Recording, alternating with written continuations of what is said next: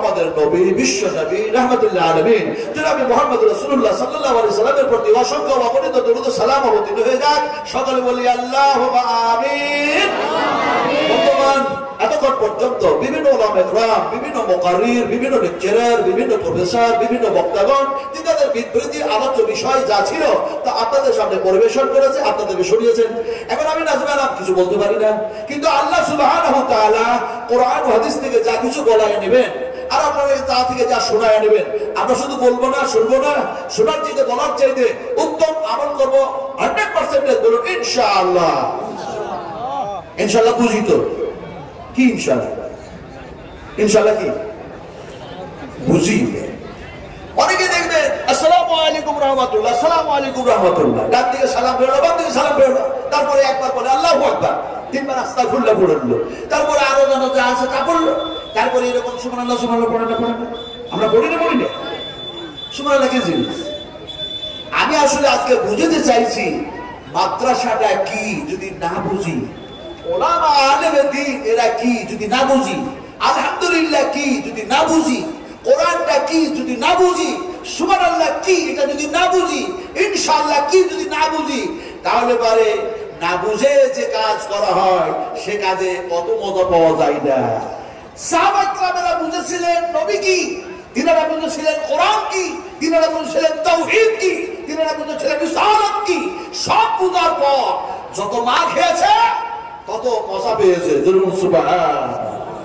হযরত বেলালকে যখন তার পায়ে দড়ি বেঁধে টানা হচ্ছে আর খেজুর গাছের কাঁটাগুলি মোটা মোটা কাঁটাগুলি যখন চুবানো হচ্ছে শরীরে, উত্তপ্ত পানির উপরে যখন শুইয়ে রেখে তার সিনার উপরে পাথর অথবা মানুষ যখন ছাটাছাটি করছে, সেই সময় কিঞ্চিত পরিমাণও দিন থেকে ইমান থেকে সরে আসে নাই।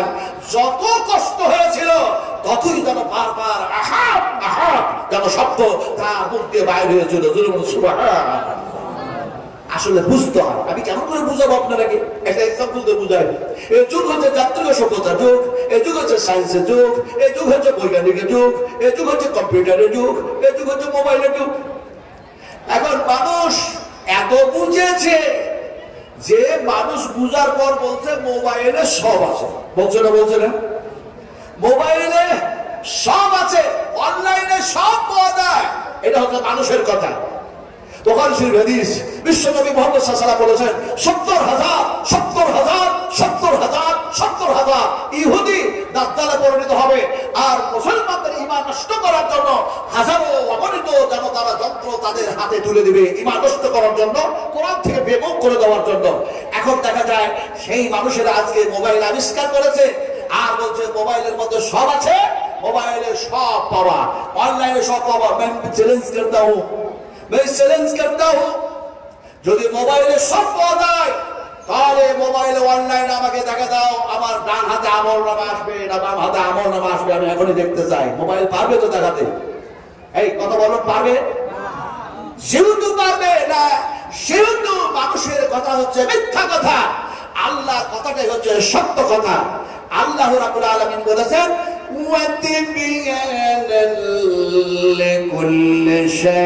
আমি আল্লাহ রাব্বুল আলামিন কোরআনুল কারীমের মধ্যে সব ঢোকায়া দিয়েছি। তাও সুবহানাল্লাহ বললেন না? এটা জন্য সুবহানাল্লাহ।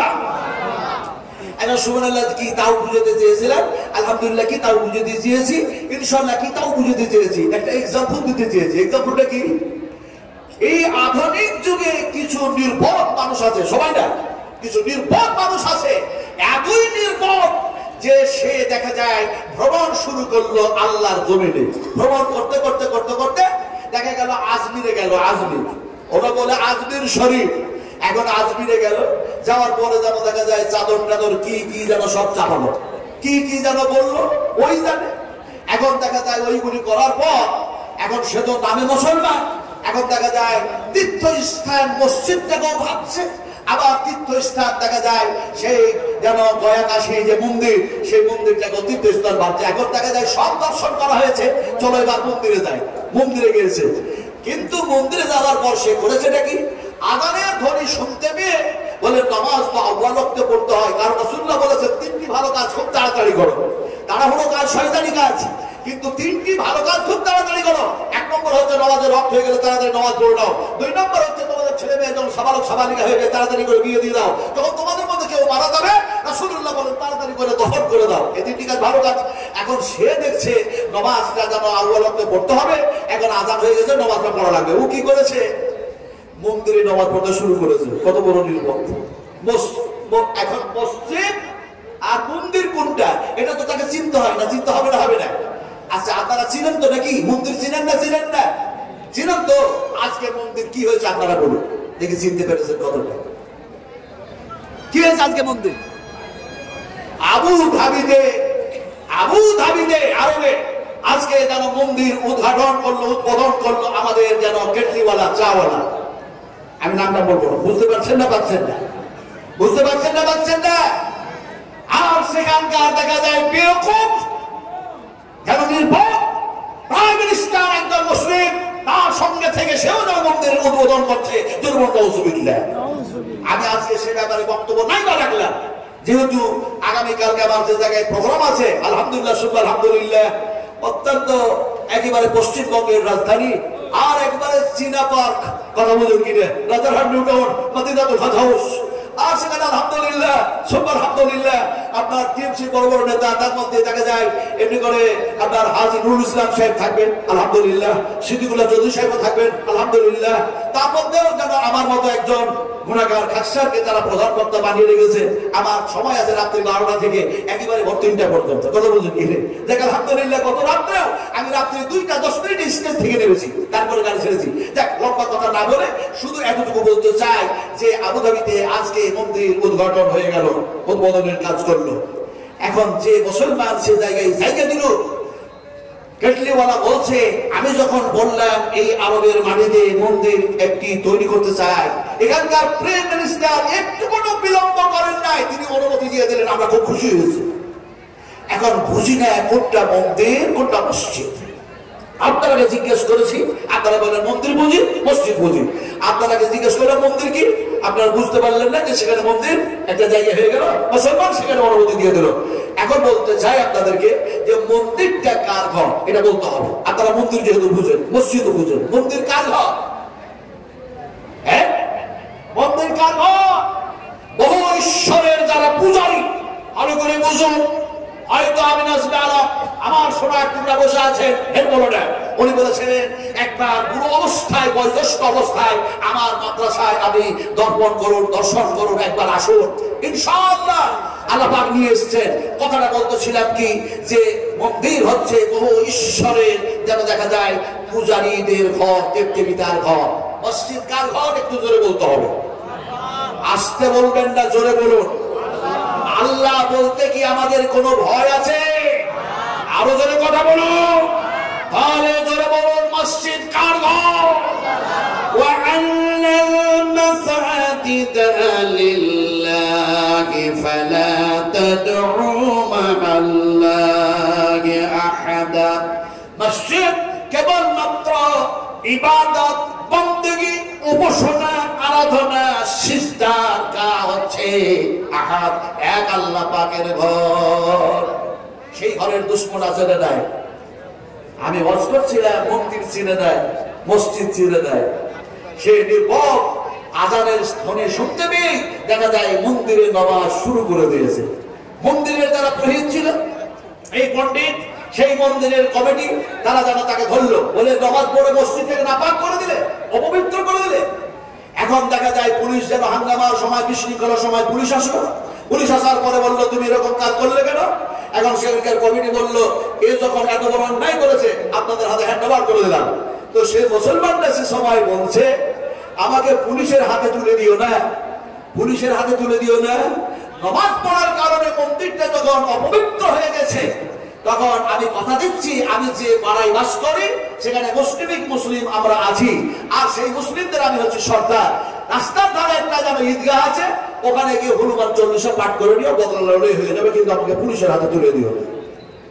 হায় হায়, বুঝে না কোনটা মন্দির কোনটা মসজিদ, বুঝতে হয়, দিয়ে সালাত আদায় করতে হয়। আমরা বুঝি না, সুবহানাল্লাহ পড়ি, কিন্তু সুবহানাল্লাহ পড়ার সময় যদি আমার জ্ঞান, আমার গরিমত, আমার আকিল, আমার বুদ্ধি, আমার বিবেক, আমার সেন্স, আমার মন, আমার মস্তিষ্ক সব যদি সেজদা হয়ে যায়। সুবহানাল্লাযী আসরা বিআবদিহি লাইলান মিনাল মাসজিদিল হারাম ইলাল মাসজিদিল আকসা। সুবহানাল্লাযী, এই শব্দগুলি দিয়ে বিশ্বনবী মুহাম্মদ রাসূলুল্লাহ সাল্লাল্লাহু আলাইহি সাল্লামের মিরাজের কথা আলোচনা করতে চাইছি না, তবে বলতে চাইছি এই শব্দের মধ্যে, আয়াতুলের মধ্যে প্রথমে সুবহানাল্লাযী, আর আপনি যারা বলছেন সুবহানাকা আল্লাহুম্মা রাব্বানা ওয়া বিহামদিকা আল্লাহুম্মা গফিরলি, এখন আপনার শেষ হয়ে গেছে এরকম। এই আল্লাহ, আপনি সমস্ত ত্রুটি থেকে, সমস্ত আয়ুব থেকে আপনি হচ্ছেন পাক, আপনি হচ্ছেন পবিত্র, আর আপনার আমি যেন বান্দা, আমি গোলাম, আমার গুনাহ শেষ নাই, আমার পাপের শেষ নাই। আবার দেখা যায় যেন আমি এমনি করে যেন না পাক, আমি যেন দেখা যায় গুনার বোঝা মাথায় নিয়ে তোমার দরবারে এসেছি, আর যেন দেখা যায় সুবহানাকা আল্লাহুম্মা রাব্বানা ওয়া বিহামদিকা, তার মানে তুমি হলে পাক, তুমি পবিত্র, আর আমি তোমার বান্দা, আমাকে গুনাহ থেকে তুমি পাক করো, পবিত্র করো। এই সেন্সে যখন সুবহানাল্লাহ পড়া হয়, খোদা ভীরু, এমনি করে সিনার মধ্যে যেন আল্লাহ ভীরু পয়দা হয়ে যায়। সুবহানাল্লাহ পড়তে গিয়ে চোখের জল ঘুম দিয়ে পানি এসে যায়। বড়ই গুনাহগার মানুষ, বড় খাকসার মানুষ, মাবুদ তুমি আমারে ক্ষমা করো, তুমি আমারে পাক করো, তুমি গুনাহ থেকে মুক্ত করো, গুনাহগুলি যেন খণ্ডন করো, গুনাহগুলি থেকে আমাকে মোচন করে দাও। নানা রকম যেন বলতেছেন, মনের মধ্যে ভয় হয়েছে, আর বলছেন সুবহানাল্লাহ সুবহানাল্লাহ। পড়তে গিয়ে দেখা যায় চোখ দিয়ে অশ্রু প্রবাহিত হয়েছে। আল্লাহ সুবহানাহু ওয়া তাআলা লক্ষ্য করেন বান্দা যেন আবার পবিত্রতা বয়ান করতে গিয়ে সে যেন কাঁদতেছে, চোখ দিয়ে যেন অশ্রু প্রবাহিত হতেছে, নাকের যেন দেখা যায় ডগা পর্যন্ত চোখের পানি পৌঁছায় নাই, নাকের অর্ধেক পর্যন্ত যেন এসেছে। আল্লাহ সুবহানাহু ওয়া তাআলা ঘোষণা করেন, ইন্নাল্লাহা গফুরুর রহিম। তুমি যখন আমার পবিত্রতা বয়ান করতেছো, আর যখন তুমি গুনাহ থেকে মুক্ত হতে চাইছো, আমার ভয়ে ভীত হয়ে ক্রন্দন করতেছো, আমি আল্লাহ তোমারে ক্ষমা করে দিলাম। সুবহানাল্লাহ, এই হচ্ছে সুবহানাল্লাহ। এখন দেখা যায় ইনশাআল্লাহ, ইনশাআল্লাহ আমরা পড়ি, ইনশাআল্লাহ না পড়ে কোন কথা, সে কথাটি কমপ্লিট হয় না, আনকমপ্লিট, অসম্পূর্ণ। কেমন করে আনকমপ্লিট, অসম্পূর্ণ আপনাদেরকে বুঝাবো। এই দেখুন, এটা হলো মাথা, এই দুটি হলো কর্ণ, কান, এই দুটি হলো হাত, এই দুটি হলো চোখ, এটা হলো নাক, এটা হলো পাও, এটা হলো দেহ, এটা হলো শরীর, এটা হলো আজা, এটা হলো অঙ্গ, এটা হলো প্রত্যঙ্গ। এরপরও শরীরটা আনকমপ্লিট, শরীরটা অসম্পূর্ণ। আল্লাহ পাক বলছেন সম্পূর্ণ করলাম কিভাবে? কোরআনের এক জায়গায় বলা হয়, সুম্মা সাওয়াহু ওয়া নাফাখা ফীহি মির রূহিহি ওয়া জাআলা লাকুমুস সামআ ওয়াল আবসারা ওয়াল আফিয়াতা কালিলাম মা তাশকুরুন। আল্লাহ সুবহানাহু ওয়া তাআলা সব বানালেন, এরপরে রূহ দান করে দিলেন। আমি সে সময় অক্সিজেন দিতে শুরু করলাম, কথা বলতে শুরু করলাম, সব কিছু কমপ্লিট হয়ে গেল।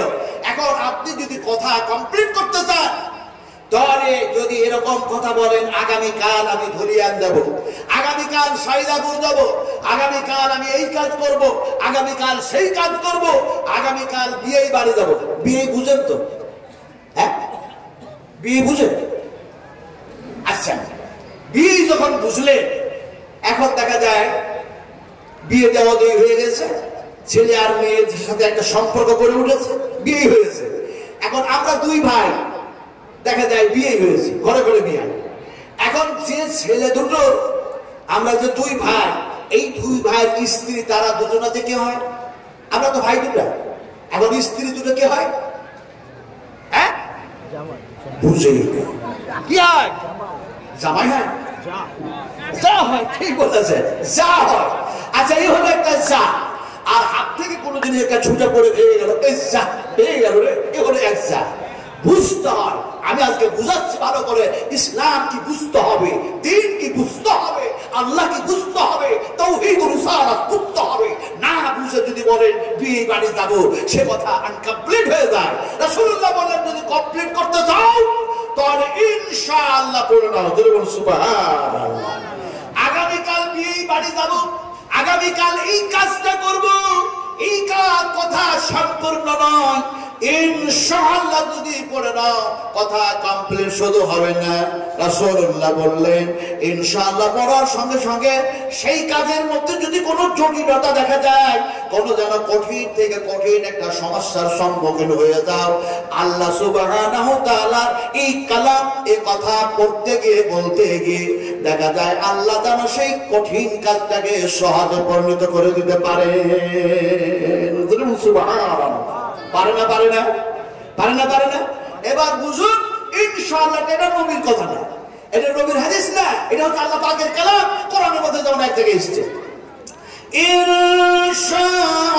ইনশাআল্লাহু বিনাস সাবিরিন ফালাম্মা আযলামা ওয়া তাল্লাহু লিল জাবিন ওয়া নাদাইনাহু আইয়া ইব্রাহিম। এই শব্দগুলি দিয়ে, আয়াতগুলি দিয়ে হযরত ইব্রাহিম আর ইসমাঈল আলাইহিস সালামের ওয়াকিয়া বর্ণনা করতে চাইছি না। ইনশাআল্লাহ কোরআনের মধ্যে যে এসেছে আল্লাহ পাকের যেটা কথা তাই আপনাদেরকে পরিবেশন করলাম।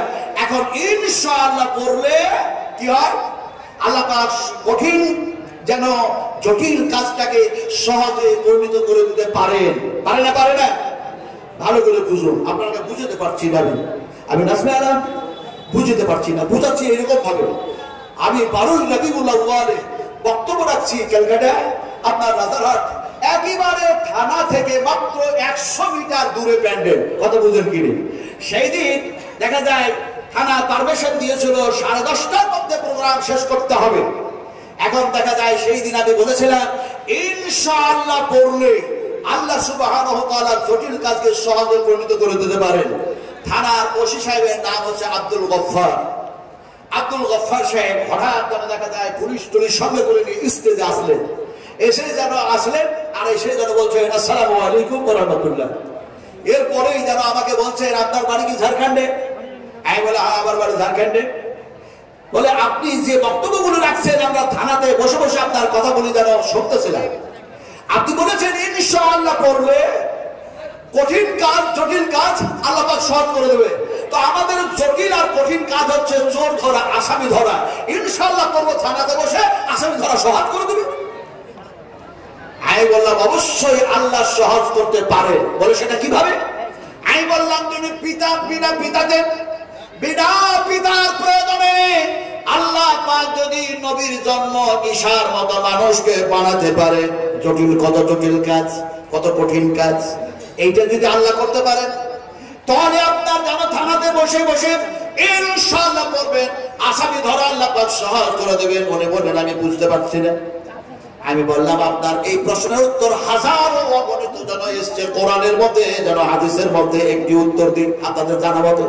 আমি বললাম একটি মানুষ আর একটি মানুষকে হত্যা করেছে, মানুষটি মারা গেছে আল্লাহর হুকুমে।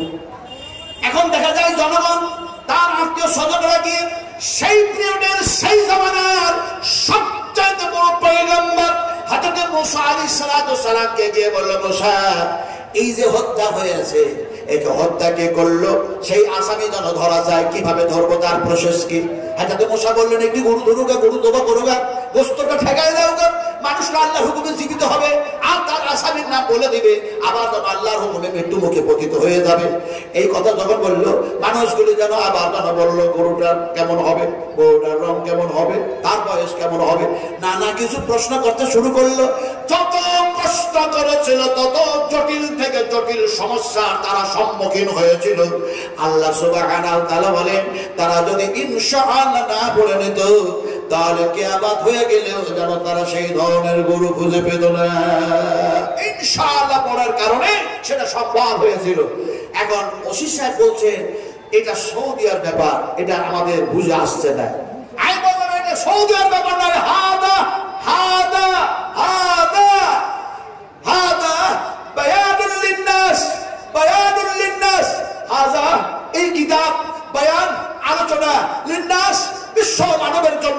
ফলে এটা সৌদির ব্যাপার নয়, এটা আরবের ব্যাপার নয়।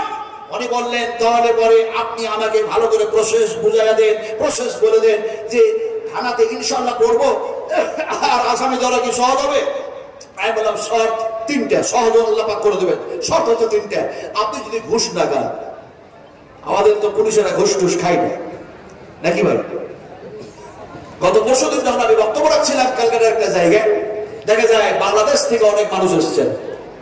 বাংলাদেশি মানুষ আমাকে গিয়ে বলেন হুজুর আপনারা হুজুর হুজুর বলে রাগ করেন না তো?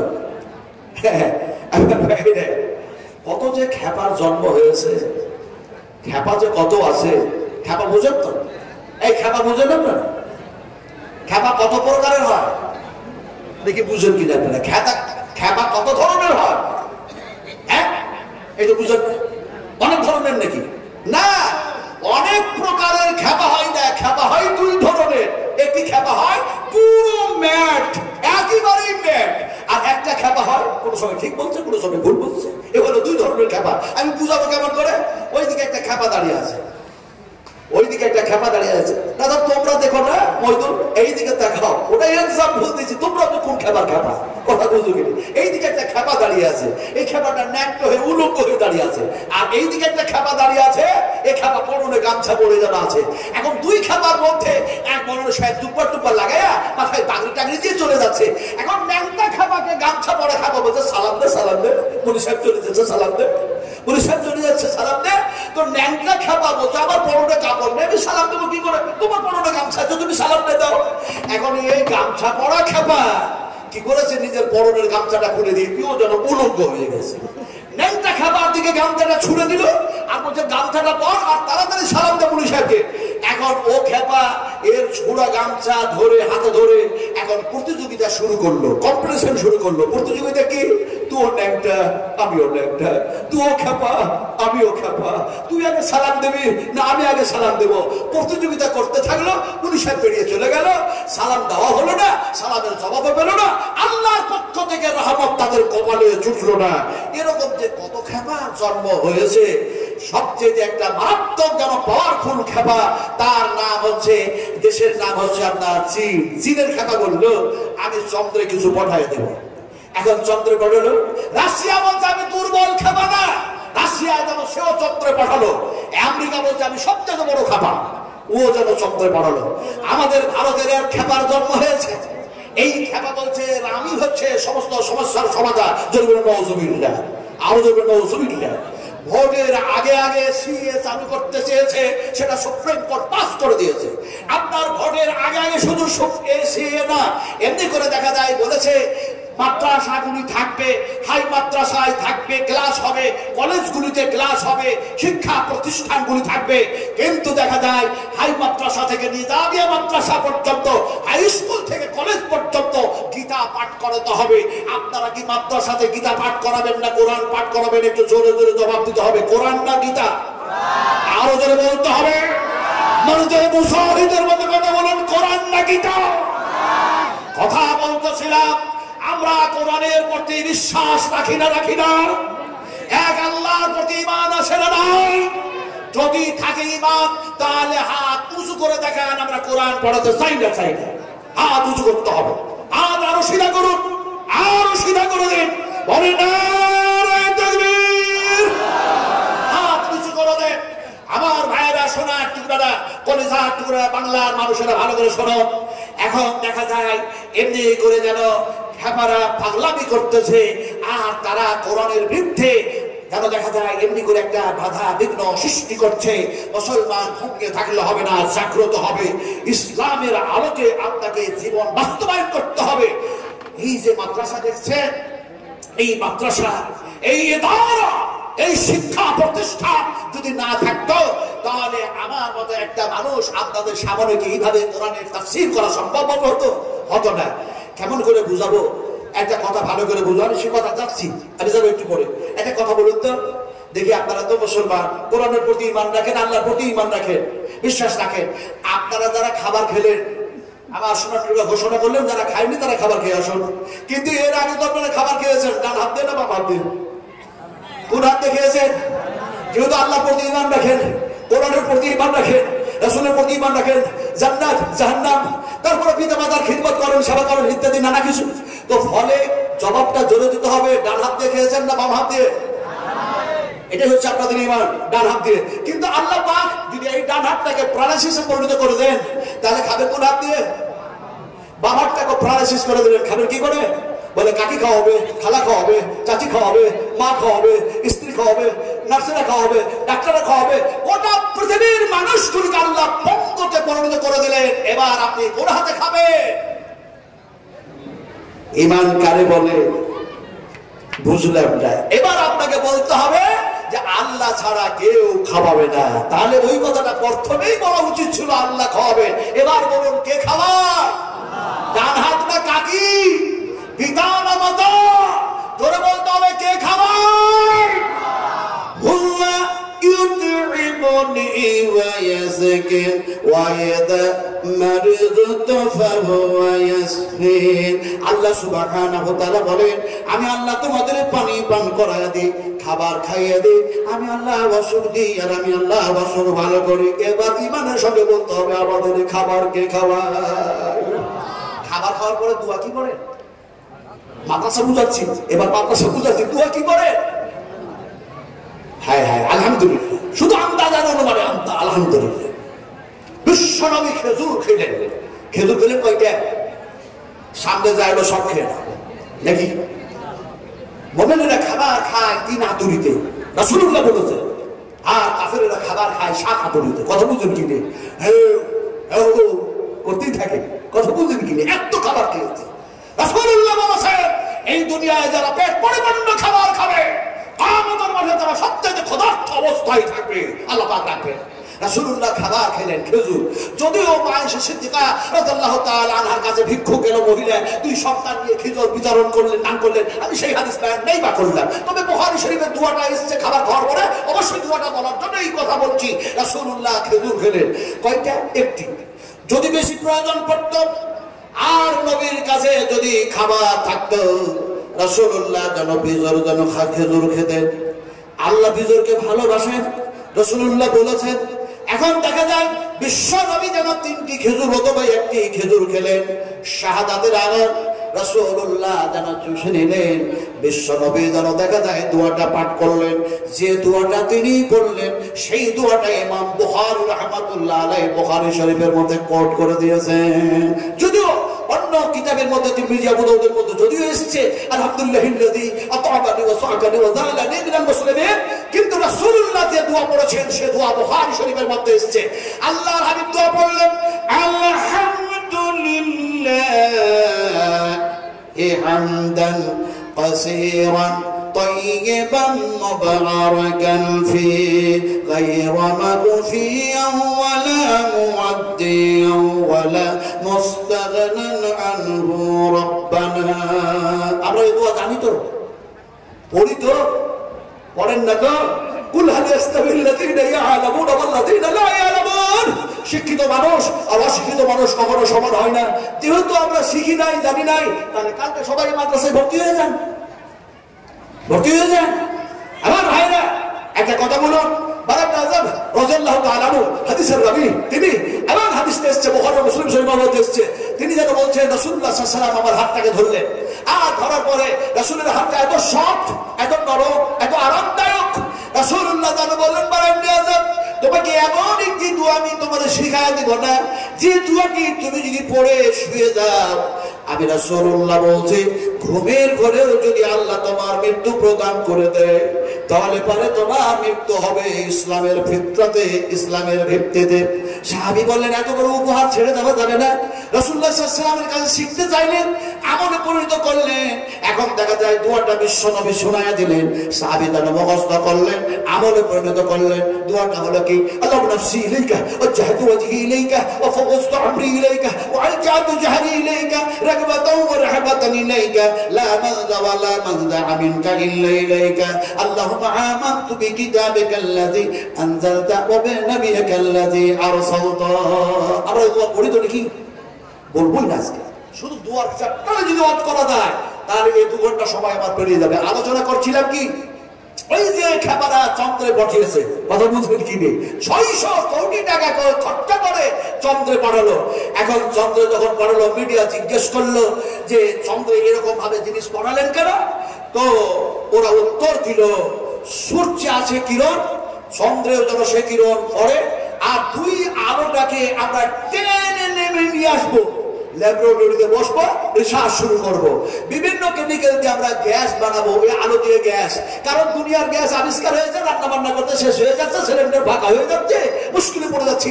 সূর্যের কিরণ যেমন শেষ হয় না, চন্দ্রের আলো যেমন শেষ হয় না, তেমনি সেইগুলি দিয়ে গ্যাস বানালে সেগুলিও যেন শেষ হবে না, তাই যেন সেটাই চেষ্টা আমরা করছি। কত বড় পাগল এরা, কত বড় খেপা। শুধু তাই বললো না, মিডিয়া জিজ্ঞেস করলেন, বলে আর চন্দ্রে কেন কি করবেন? বলে চন্দ্রে আমরা যেন দামি দামি খনি পদার্থ যেন সেখান থেকে নিয়ে আসা হবে, আর মোবাইলের ভালো ভালো পার্টস তৈরি করা হবে। চন্দ্র সূর্য সবচেয়ে উঁচু জায়গা আছে, এই যেন পার্টসগুলি বারবার নেট ফেল করছে, চলছে না, ওইগুলি দিয়ে আমরা তৈরি করবো, ফলে যেন মোবাইল সুন্দর চলবে। শুধু তাই না, জিজ্ঞেস করলেন মিডিয়া, তো আপনারা নাকি চন্দ্রে গিয়ে বাস করবেন, তাও বলছেন তো অক্সিজেনের প্রয়োজন আছে। বলে অক্সিজেনের প্রয়োজন আছে, তাই গাছ লাগিয়েছি। গাছ লাগিয়েছেন কিসের? বলে টমেটোর গাছ। আর কিছু গাছ বলে না, টমেটোর গাছ। বলে আর কিসের গাছ লাগিয়েছেন? বলে ভিন্ডির গাছ, ঢেঁড়সের গাছ। আমার ভিন্ডি বলেন না ঢেঁড়স? কোনটা বলেন? দুটোই বলেন, ভিন্ডিও বলেন ঢেঁড়সও বলেন। আমরা ঝাড়খণ্ডের মানুষ, আমরা বিহারি মানুষ, আমরা ভিন্ডিও বলি না, ঢেঁড়সও বলি না, আমরা বলি রামপল্লার গাছ, রামপল্লার গাছ। এখন রামপল্লার গাছ লাগিয়েছে। এই পাগলটার জবাব আল্লাহ পাক কোরআনের মধ্যে দিচ্ছেন। সুবহানাল্লাহ। কিভাবে জবাব দিচ্ছেন আপনাদেরকে শোনান। হুয়াল্লাযী জাআলাস শামসা জিয়াআন ওয়াল কামারা। আপনারা কি বিরক্ত হচ্ছেন নাকি? কোরআন দিয়ে ওয়াজ করছে, আপনারা কি বিরক্ত হচ্ছেন? فإن خير الحديث كتاب الله وخير الهدي هدي محمد صلى الله عليه وسلم। রাসূলুল্লাহ সাল্লাল্লাহু আলাইহি ওয়াসাল্লাম বলেন, আমি আমার আল্লাহর চাইতে, আমি মুহাম্মদ সাল্লাল্লাহু আলাইহি ওয়াসাল্লামের চাইতে আর ভালো কথা কার হতে পারে? জোরে সুবহানাল্লাহ। সবথেকে ভালো কথা কার? আস্তে করে বলছেন। আপনারা যদি উল্টা যদি কথা বলেন, তাহলে পরে আমি উল্টা কথা বলবো। সবচাইতে ভালো কথা কার? আল্লাহ। সত্য কথা বলা ভালো না খারাপ? তাহলে সত্য কথা বলা কার? আল্লাহ পাকের কথা হচ্ছে সত্য, নবীর কথা সত্য, কোরআন সত্য, আল্লাহ সত্য, জাহান্নাম সত্য, জান্নাত সত্য, মওত সত্য, কিয়ামতের মাঠে জীবিত হতে হবে তাও সত্য, হিসাব দিতে হবে তাও সত্য, আপনাকে এমনি করে দেখা যায় পুরুষরা পার হতে হবে তাও সত্য। সব সত্য যখন হয়ে যাবে, তখন কিয়ামতের মাঠে হাসরের ময়দানে মানুষগুলি বলবে, ফাতারাফনা বিযুনুবিনা ফাহাল ইলা খুরুজিন মিন সাবিল। ওরা বলবে, আমরা সব আজকে বিশ্বাস করেছি, জুনুব মানে হচ্ছে পাপ, যা গুনাহ করেছি তাও সব তার হয়ে গেছে, এখান থেকে বাঁচার কি কোনো উপায় আছে? আল্লাহ। কিয়ামতের মাঠে বলুন তো হুকুম চলবে কার? জোরে কথা বলছেন না উল্টা বলছেন? উল্টা কথা বুঝেন তো, আগে বুঝুন, তারপরে আল্লাহ বলবেন। উল্টা বুঝেন তো? কি উল্টা? উল্টা যদি বাংলা করেন তাহলে বিপরীত। বিপরীত কি? কি বিপরীত? উল্টা বিপরীত। শুধু বলে গেলাম, কিন্তু কি এক্সাম্পল দিয়ে বুঝায়? এটা হলো রাস্তা, এটা হলো রাস্তা। এই রাস্তাটা দিয়ে এটা 22 চাকার লরি অথবা 28 চাকার একটা লরি, এই লরিটাকে ধরে উল্টায় দেন, বডিটাকে নিচু দিকে করে দেন, চাকাগুলিকে উপর দিকে করে দেন, গোটা পৃথিবীর সমস্ত ড্রাইভার গুলিকে একত্রিত করুন, আর ড্রাইভার গুলিকে বলুন, তোমাদের যা এক্সপেন্স আল্লাহ দিয়েছেন, তোমাদের যোগ্যতা অভিজ্ঞতা যা আছে সব লাগায় দাও, যে উল্টা গাড়িটাকে একটু চালায় দেখায় দাও, চালাতে পারবে। এটা হচ্ছে উল্টা।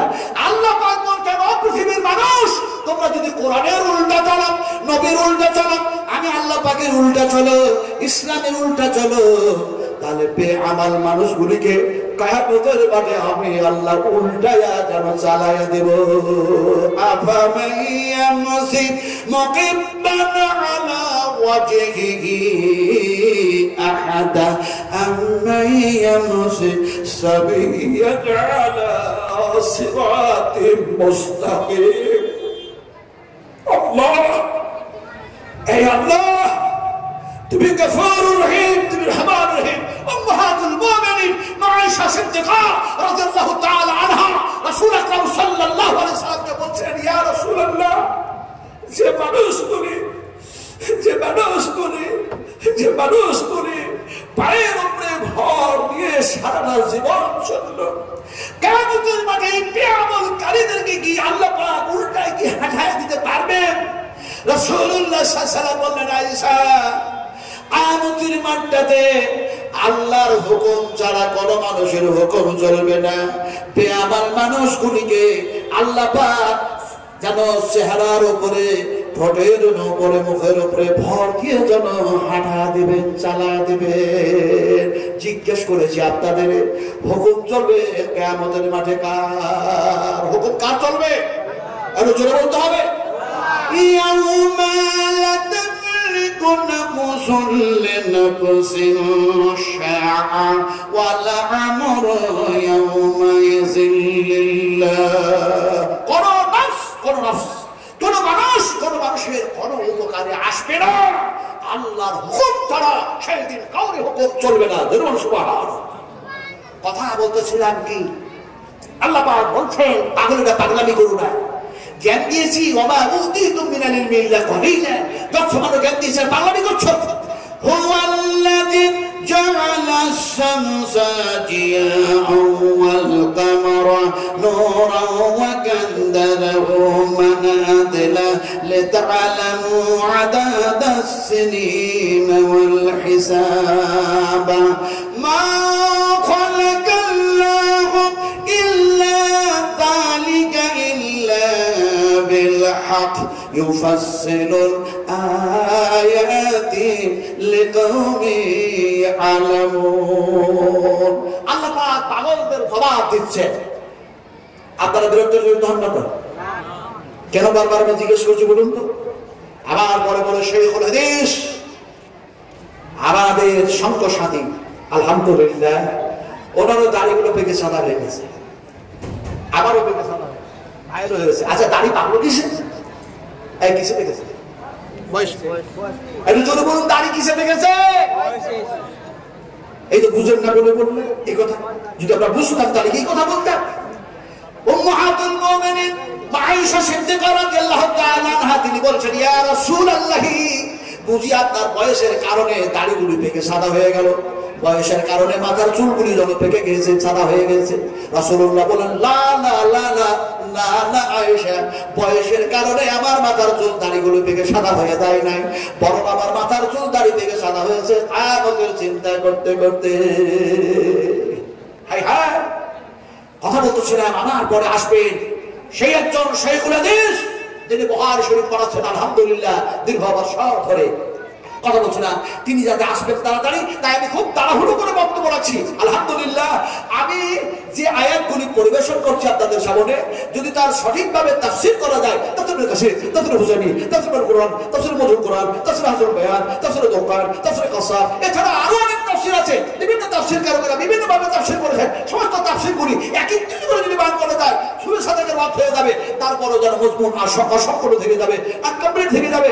আল্লাহ সুবহানাহু ওয়া তাআলা কথা কখন শেষ হয়? আচ্ছা, আমি একটু কথা বলি।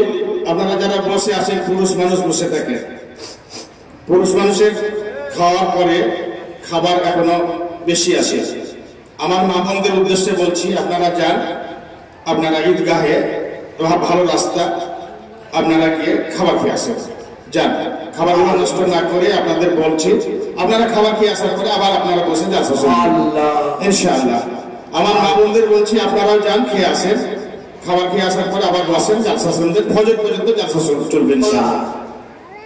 মা মা কারে বলে? মা মা কারে বলে? মা বলে বললেন, মা বোনেরা খাবার খেয়ে আসো, আবার এসে বসবে, আবার ওয়াজ শুনবেন, ফজর পর্যন্ত চলবে। মা কারে বলে? এই মা কারে বলে? একজন সাহাবী যেন জিহাদের কাতারে দাঁড়িয়ে আছে, মুঝে মঞ্জুর নেই है कि मैं तेरे शिकायत करूं, बात ही से बात निकालते हैं तो मैं क्या करूं। কোনের কথা খুলে বলার ইচ্ছা করে না, একটি কথা বলতে গিয়ে আরেকটি হাদিস মনে পড়ে যাচ্ছে, রিমোট নিয়ে জীবা কন্ট্রোল করতে পারছি না। একজন সাহাবী যেন কাতারে দাঁড়ায়, এটা কে দিল কি ভাই? সোনার জিনিস নাকি? সোনার জিনিস কোন মা যেন নাক থেকে খুলে দিয়ে দিয়েছে, এটা রাখো। তারপরে 100 টাকা দিয়েছে, এটা আলহামদুলিল্লাহ একসাথে দিয়েছে। আমি কিন্তু দোয়া এখনো দিতে পারছি না, ইনশাআল্লাহ দোয়া দেব। যে দোয়াটা বিশ্বনবী দিয়েছেন সেই দোয়াটা বুখারী শরীফের মধ্যে কোট হয়েছে, আমি সেই দোয়াটা অবশ্যই মুসাফির আলাদা আপনাদের ইনশাআল্লাহ ইনশাআল্লাহ। বৈদুল ইসলাম 500 টাকা দিয়েছে, হবে ইয়াতিম ছেলে, এই 500 টাকা। আমাদের বৈদুল ইসলাম এই মাদ্রাসার ছাত্র, এই ছেলেটা খুব গরিব, ইয়াতীম। আমার ওখানে বসে বসে কাঁদছিল যখন ছেলেটা একেবারে হাফ প্যান্ট পরা ছেলে, এই মোহাম্মদপুরে। আলহামদুলিল্লাহ ওখানকার ছেলে মেয়ে বুড়ো যুবক সব আমাকে এতটাই রেসপেক্ট করেন, আলহামদুলিল্লাহ, সব আলহামদুলিল্লাহ। গেলেই যেন দেখা যায় মানুষ সব এসে জমা হয়ে গেল, নাচবাস হয়ে এসছে, কি যেন দেখা যায়, জানি না কি ব্যাপার। তো আমি দেখেছি ছেলেটাকে ছোট্টবেলা থেকে, বাবা যদিও স্ত্রী, দ্বিতীয় সংসার যদিও করেছে, মা তারে খেতে দেয় না, সব মা খেতে দেয় না। আজকে কান্না করছে, আমি বললাম কেঁদো না, সহ্য করো, ধৈর্য ধরো, সবর করো, মায়ের জন্য দোয়া করো, তুমি তুলবা বেশি দৌড়ে। তো এই ছেলেটা আমি ছোট্টবেলা থেকে দেখছি। আজকে মা কি এক যেন দূর ব্যবহার করে, এক খারাপ আচরণ করে সন্তানের সঙ্গে। মা কারে বলে? আমার শোনার পরে বলেছেন মায়েরা বোনেরা, মা কারে বলে শোনো। এখন দেখা যায় সাহাবী যেন জিহাদের কাতারে দাঁড়ায়, আল্লাহর হাবিব বললেন সাহাবীজি, আমার সাহাবী এইভাবে কাতারে কেন দাঁড়ায়? বলে ইয়া রাসূলুল্লাহ, আল্লাহ নৈকট্য লাভ করার উদ্দেশ্যে আমার যা মাল মাত্রা ছিল দিতে দিতে দিতে দিতে সব যেন শেষ করে দিয়েছে, আর কিছু নাই। এই জীবনটা আছে, এই জীবনটাকে আল্লাহর নৈকট্য লাভের উদ্দেশ্যে, ওই বেহেশতে যাওয়ার উদ্দেশ্যে আমি যেন এটাও যেন আল্লাহর কাছে জমা করে দেব, শহীদ হয়ে যাব। রাসূল বলেন এটা কেন? বলেন নবীজি আপনি ওয়াজ করছিলেন ওয়াশারিউ ইলা মাগফিরাতিন মির রাব্বিকুম ওয়া জান্নাতিন আরদুহাস সামাওয়াতু ওয়াল আরদু উইদ্দাত লিল মুত্তাকিন। যে মুত্তাকিনদের জন্য আল্লাহ পাকের বেহেশত হচ্ছে জমিন ও আকাশের চাইতে বেশি প্রশস্ত। হে রাসূল, আমরা অসুখ ছিলাম আপনার, ফলে আর না, জীবনটাও জমা দিয়ে দেবো, শহীদ হয়ে যাবো। রাসূলুল্লাহ বলেন কিছু নাই, সব দিয়ে শেষ করে দিয়েছে। বলে সব শেষ করেছে, শুধু জীবনটুকুই আছে। রাসূলুল্লাহ সাল্লাল্লাহু আলাইহি ওয়াসাল্লাম বললেন সেই জান্নাতের আশায়, যেই বেহেশতের আশায় সব কিছু দান খায়রাত করে দিয়েছ, জীবনটাকেও যেন আল্লাহ যেন পথে যেন এমনি করে শহীদ করে দেবে। আমি রাসূলুল্লাহ বলছি তোমার কি এমনি করে মা নাই, তোমার আব্বা নাই? এমন সময় যেন দেখা যায় তিনি যেন কাঁদতে শুরু করেছেন, সাহাবীর চোখ দিয়ে যেন পানি এসে গিয়েছে। বলি ইয়া রাসূলুল্লাহ, আপনার আম্মা নাই, আপনার আব্বা নাই, আপনি ইয়াতীম নবী। হে রাসূল, আমি তো সেই রকম ইয়াতীম না, আমার যেন পিতা নাই, মাতা যেন আছে, একজন আছে, একটি নিয়ামত আল্লাহর কাছে জমা হয়ে গেছে। রাসূলুল্লাহ সাল্লাল্লাহু আলাইহি ওয়াসাল্লাম সে সময় বললেন বাড়ি ফিরে দাও, আর তোমার মাতা পিতার খিদমত করো, সম্মান করো, এহতেরাম করো, যত্ন করো। অবশ্যই যেন তোমার মায়ের যেন দুই পায়ের নিচে আল্লাহর বেহেশত আছে। যদি আমি এটা বাংলাতে বললাম, আমি আমার ভাষায় বললাম, বিশ্বনবী তিনার ভাষায় তিনি বললেন ইজহাব ইজহাব ইজহাব, বাড়ি ফিরে দাও, ফাকরিমহা ফাকরিমহা ফাকরিমহা, মাতা পিতার খিদমত করো, সম্মান করো, যত্ন করো, সেবা করো। ফাইন্নাল জান্নাতা তাহতা রিজলাইহা, তোমার জানো দেখা যায় ওই মায়ের দুই পায়ের নিচে আল্লাহর বেহেশত আছে। ছেলে কাঁদছিল, তাকে এইভাবে শোনালাম সেই জান্নাত, সেই বেহেশত তোমার মায়ের দুই পায়ের নিচে আছে। এখন 500 টাকা দিয়েছে, 500 টাকা দিয়েছে, আমি ছোট্ট করে একটা দোয়া দিতে হবে। মহর শরীফের দোয়াটা আমি এখন দেবো না, কথা বলতে আল্লাহ শুনতে দেবো ইনশাআল্লাহ। ছোট্ট করে একটা দোয়া দিচ্ছি, আল্লাহুম্মা গফির লানা। আপনারা আমিন বলুন। একটা ইয়াতীম ছেলে দান করেছে 500 টাকা, একটু আমিন বলবেন। যেহেতু তার মা খারাপ ব্যবহার করছে, বাবা কিছু বলতে পারছেন না, ছেলে যেন কান্না করে, একটু আমি দোয়া দিচ্ছি, বসা বেরো না, শুধু আপনারা আমিন আমিন করুন। আল্লাহুম্মা গফির লানা ওয়ালিল মুমিনিনা ওয়াল মুমিনাত ওয়াল মুসলিমিনা ওয়াল মুসলিমাতিল আহইয়া ওয়াল আমওয়াত। আল্লাহুম্মা আমিন, আল্লাহুম্মা আমিন। আলোচনা আপনাদের সামনে করতেছিলাম যে এমনি করে দেখা যায় আল্লাহ সুবহানাহু ওয়া তাআলা পাগলদের যেন জবাব দিলেন, এই যেন হুয়াল্লাযী জাআলাস শামসা জিয়াআন ওয়াল কামারা নূরান ওয়া কাদ্দারাহু মানাযিলা। এখন আল্লাহ পাক যেন বলছেন এই সূর্যে যেন আলো দিয়েছি, সেই আলো যেন চন্দ্রের মধ্যে যেন দান করলাম। মুক্তাসর আলোচনা, সংক্ষিপ্ত আলোচনা। এখন দেখা যায় এই চন্দ্র সূর্য যেন দেখা যায় আলো দিলাম, কিরণ দিলাম, আর এগুলি যেন বেকার বেকার সৃষ্টি করি নাই। এগুলিকে সৃষ্টি করার পিছনে কারণ আছে, তোমাদের মঙ্গলের জন্য, তোমাদের কল্যাণের জন্য আমি আল্লাহ বানিয়েছি। কি যেন কল্যাণ? শোনো,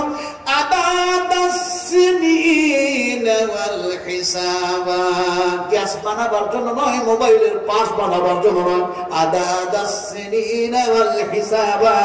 এ দিয়ে তোমরা দিন, এ দিয়ে যেন সপ্তাহ, এ দিয়ে যেন মাস, এ দিয়ে যেন বৎসর তোমরা গণনা করবে। মা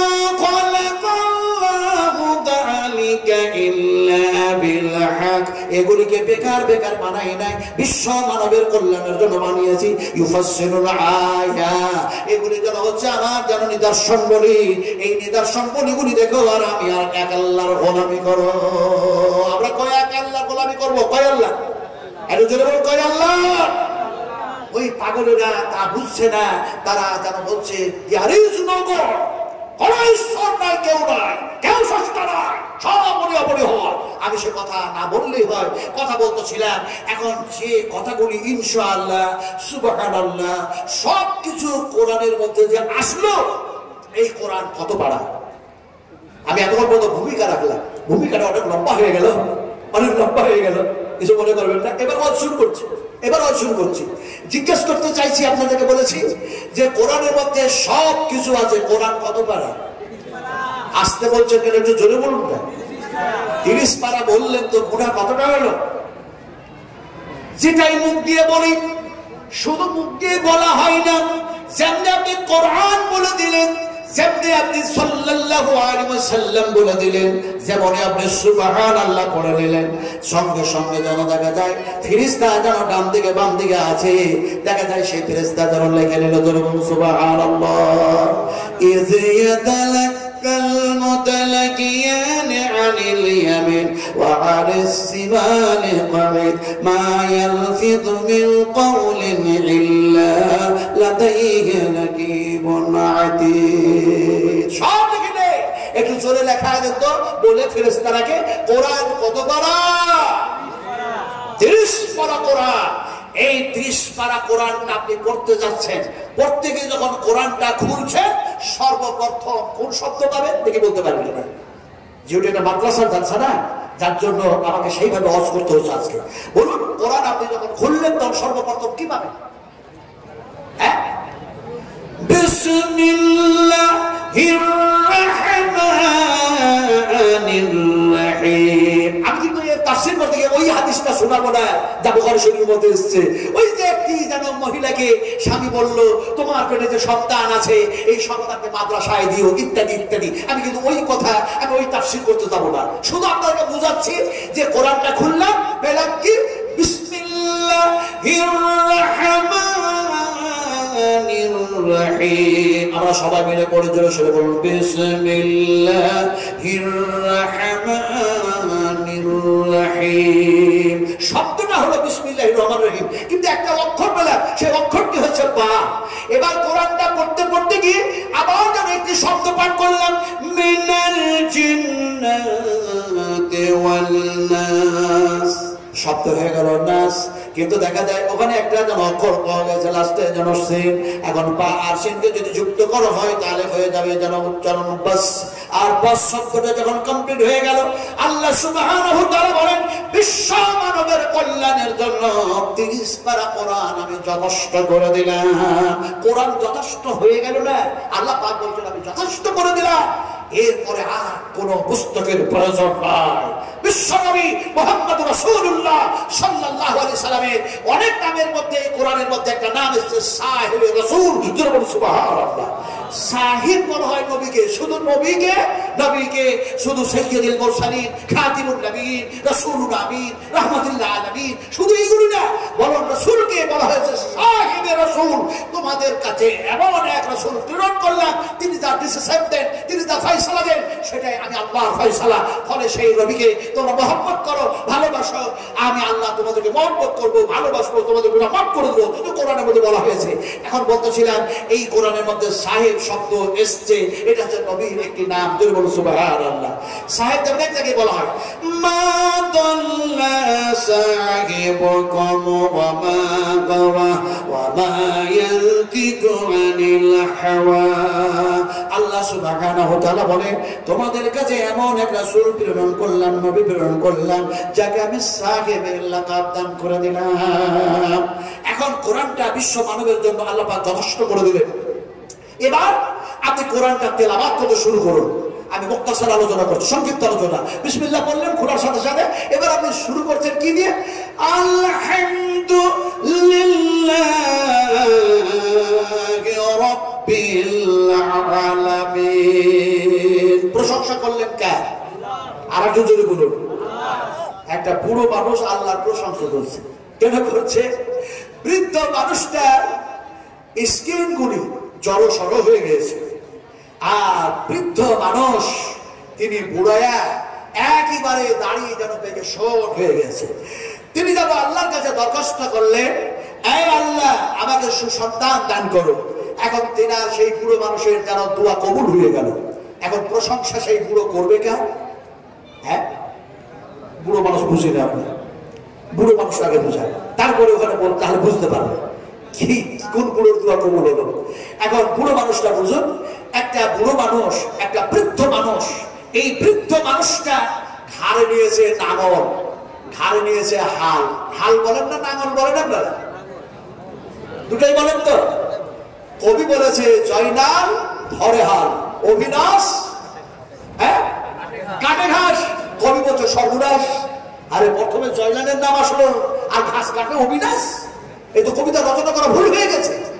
ও এখন নতুন করে কবিতা তৈরি করলো, আই কম বাই কম, রেলগাড়ি ছোট সব পাপিছিল আলুর কম, আর টিপে টিপ টিপ তারা মাঠে পারে টিপ, তাদের খারাপ বেশি। আর কি কি যেন বললো, পিতা মাতা জিজ্ঞেস করছে কি পড়ে আসলে টিউশন মাস্টার কাছে, বলছে কে জানি হাট্টি বা টিম টিম তারা মানে মানে ডিম, তাদের খারাপ বেশি, শুধু ডিম ডিম ডিম। আমরা কিছুই বুঝলাম না। এখন ডিমতে কিসের ডিম মাস্টারও বুঝে না, ছাত্র বুঝে না, কিন্তু কবিতা রচনা হয়ে গেছে। আমি আপনাদেরকে কোরআনের বাইরে ওয়াজ করছি না। হাল নাওল আমালে সালেহ, ভালো কাজ করার পরে, নেকি সঞ্চয় করার পরে যখন আপনারাকে আল্লাহ পাক বেহেশতের মধ্যে রাখবেন, তখন জান্নাতি মানুষগুলি বলবে আমাকে হাল দাও, আমাকে গরু দাও, আমাকে নাগল দাও, জমি দাও, ইত্যাদি ইত্যাদি। আমি সেই ওয়াজ নেই বা করলাম। আসলে বুঝতে চাচ্ছি এক বুড়ো, এক বৃদ্ধ মানুষ একটা নাগল নিয়েছে, হাল নিয়েছে ঘাড়ে, দুইটা গরু নিয়েছে, জোয়ান চাপায়া চাষ করার জন্য জমিতে যাচ্ছে। এখন টাকায় হাঁকায় নিয়ে গেছে, যে চাষ করতে শুরু করেছে। চাষ করতে করতে করতে করতে করতে করতে বৃদ্ধ মানুষটা কষ্ট এত হয়, সেই বৃদ্ধ মানুষটা বলে আমি যাদের জন্য এত কষ্ট করে দুনিয়া করছি, হাল বুয়াচ্ছি, দেখি তো আমার রিলেটিভের মধ্যে, রিলেশনের মানুষের মধ্যে আমার কেউ খোঁজ নেয় কিনা, আমার বেটা, আমার মেয়ে, আমার পোতা, আমার পতি, আমার নাতিন, যাদের জন্য এত কষ্ট করে দুনিয়া করছি, এরা খোঁজ নেয় কিনা দেখি তো। পিছন দিকে তাকায় দেখছে তো দেখা যায় কেউ নাই। বুড়ো আফসোস করে বললো হাই হায় হাই হায়, যাদের জন্য এত কষ্ট করে দুনিয়া করছি তারা আমার জন্য কেউ খাবার আনলো না, পানি আনলো না, খোঁজ রাখে না, খবর রাখে না। এই বলে আবার যেন নাঙলটা চালাচ্ছে। ইতিমধ্যে বলে দেখি তো বিলম্ব হলো, কিন্তু এবার কেউ এসছে কিনা। পিছন দিকে দেখে যে একটা সুন্দরী রূপসী তরুণী এক যুবতী দাঁড়ায় আছে। এখন তাকে দেখে বুড়ো মানুষটা জিজ্ঞেস করলেন, তুমি তো আমার কেউ না, রিলেটিভের মধ্যে তুমি তো কেউ না, তুমি দাঁড়িয়ে দাঁড়িয়ে কি দেখো, আমার কি দেখো? সুন্দরী রূপসী তরুণী মহিলা যেন বলছে, বুড়ো বৃদ্ধ হয়ে গেছো, বুড়ো হয়ে গেছো, এখনো দুনিয়া করার শখ শেষ হয় নাই, শুধু হাল বইয়ে যাচ্ছ। এমন সময় দেখা যায় বৃদ্ধ মানুষ তার কথা শুনে যেন নাঙল টাঙল ছেড়ে দিল, সুন্দরী রূপসী তরুণীর কাছে যেন চলে আসলো। এসে যেন বলে, সুন্দরী রূপসী তরুণী যুবতী মহিলা, তুমি যখন আমার প্রতি এত মায়া দেখিয়েছো, আর আমার যেন দেখা যায় কষ্ট দেখে তুমি দাঁড়ায় দাঁড়ায় এই দৃশ্য দেখে বললে, বুড়ো তোমার যেন দুনিয়া করতে এখনো শখ হয়, দুনিয়া করতে এখনো ইচ্ছা হয়, তুমি যখন এতটাই দয়া আর মায়া দেখায় আমার চাষ করা দেখতে এসেছিলে, আমি আর চাষ করবো না, আমি তোমারে বিয়ে করবো, তোমারে বিয়ে করবো। সুন্দরী রূপসী তরুণী বলছে, আমি বিয়ে করতে রাজি আছে, চলো কাজীর কাছে চলো। কাজী হলো ইয়ং তরুণ, কাজীর কাছে গেছে। কাজীকে গিয়ে বলল সব কথা। কাজী বলছে, এই বৃদ্ধ মানুষ, এই সুন্দরী রূপসী তরুণী মহিলা, তুমি সৌন্দর্য বজায় রাখতে পারবা না। কাজী বলছে, আমি বিয়ে করবো। এখন শুরু হয়ে গেল ঝগড়া। ঝগড়ার কথা কোরআনে আছে না? এই আছে না?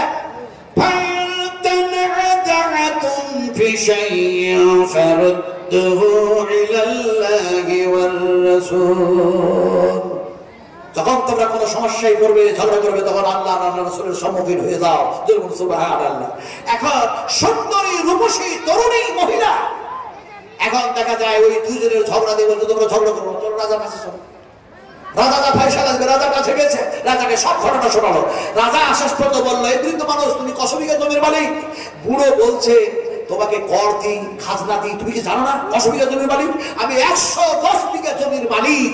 এমন সময় রাজা বলল, তুমি 110 বিঘা নয়, 100 কোটি 10 লাখ একর বিঘা জমির তুমি যদি মালিক হও, আমি রাজা বলছি এই সুন্দরীর সৌন্দর্য তুমি বজায় রাখতে পারবা না, তুমি বিয়ে করতে পারবা না।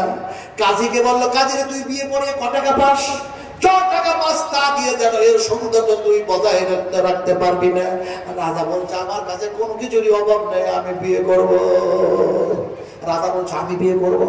কাজী বলছে, আমি বিয়ে করব। বুড়ো বলছে, আমি বিয়ে করব।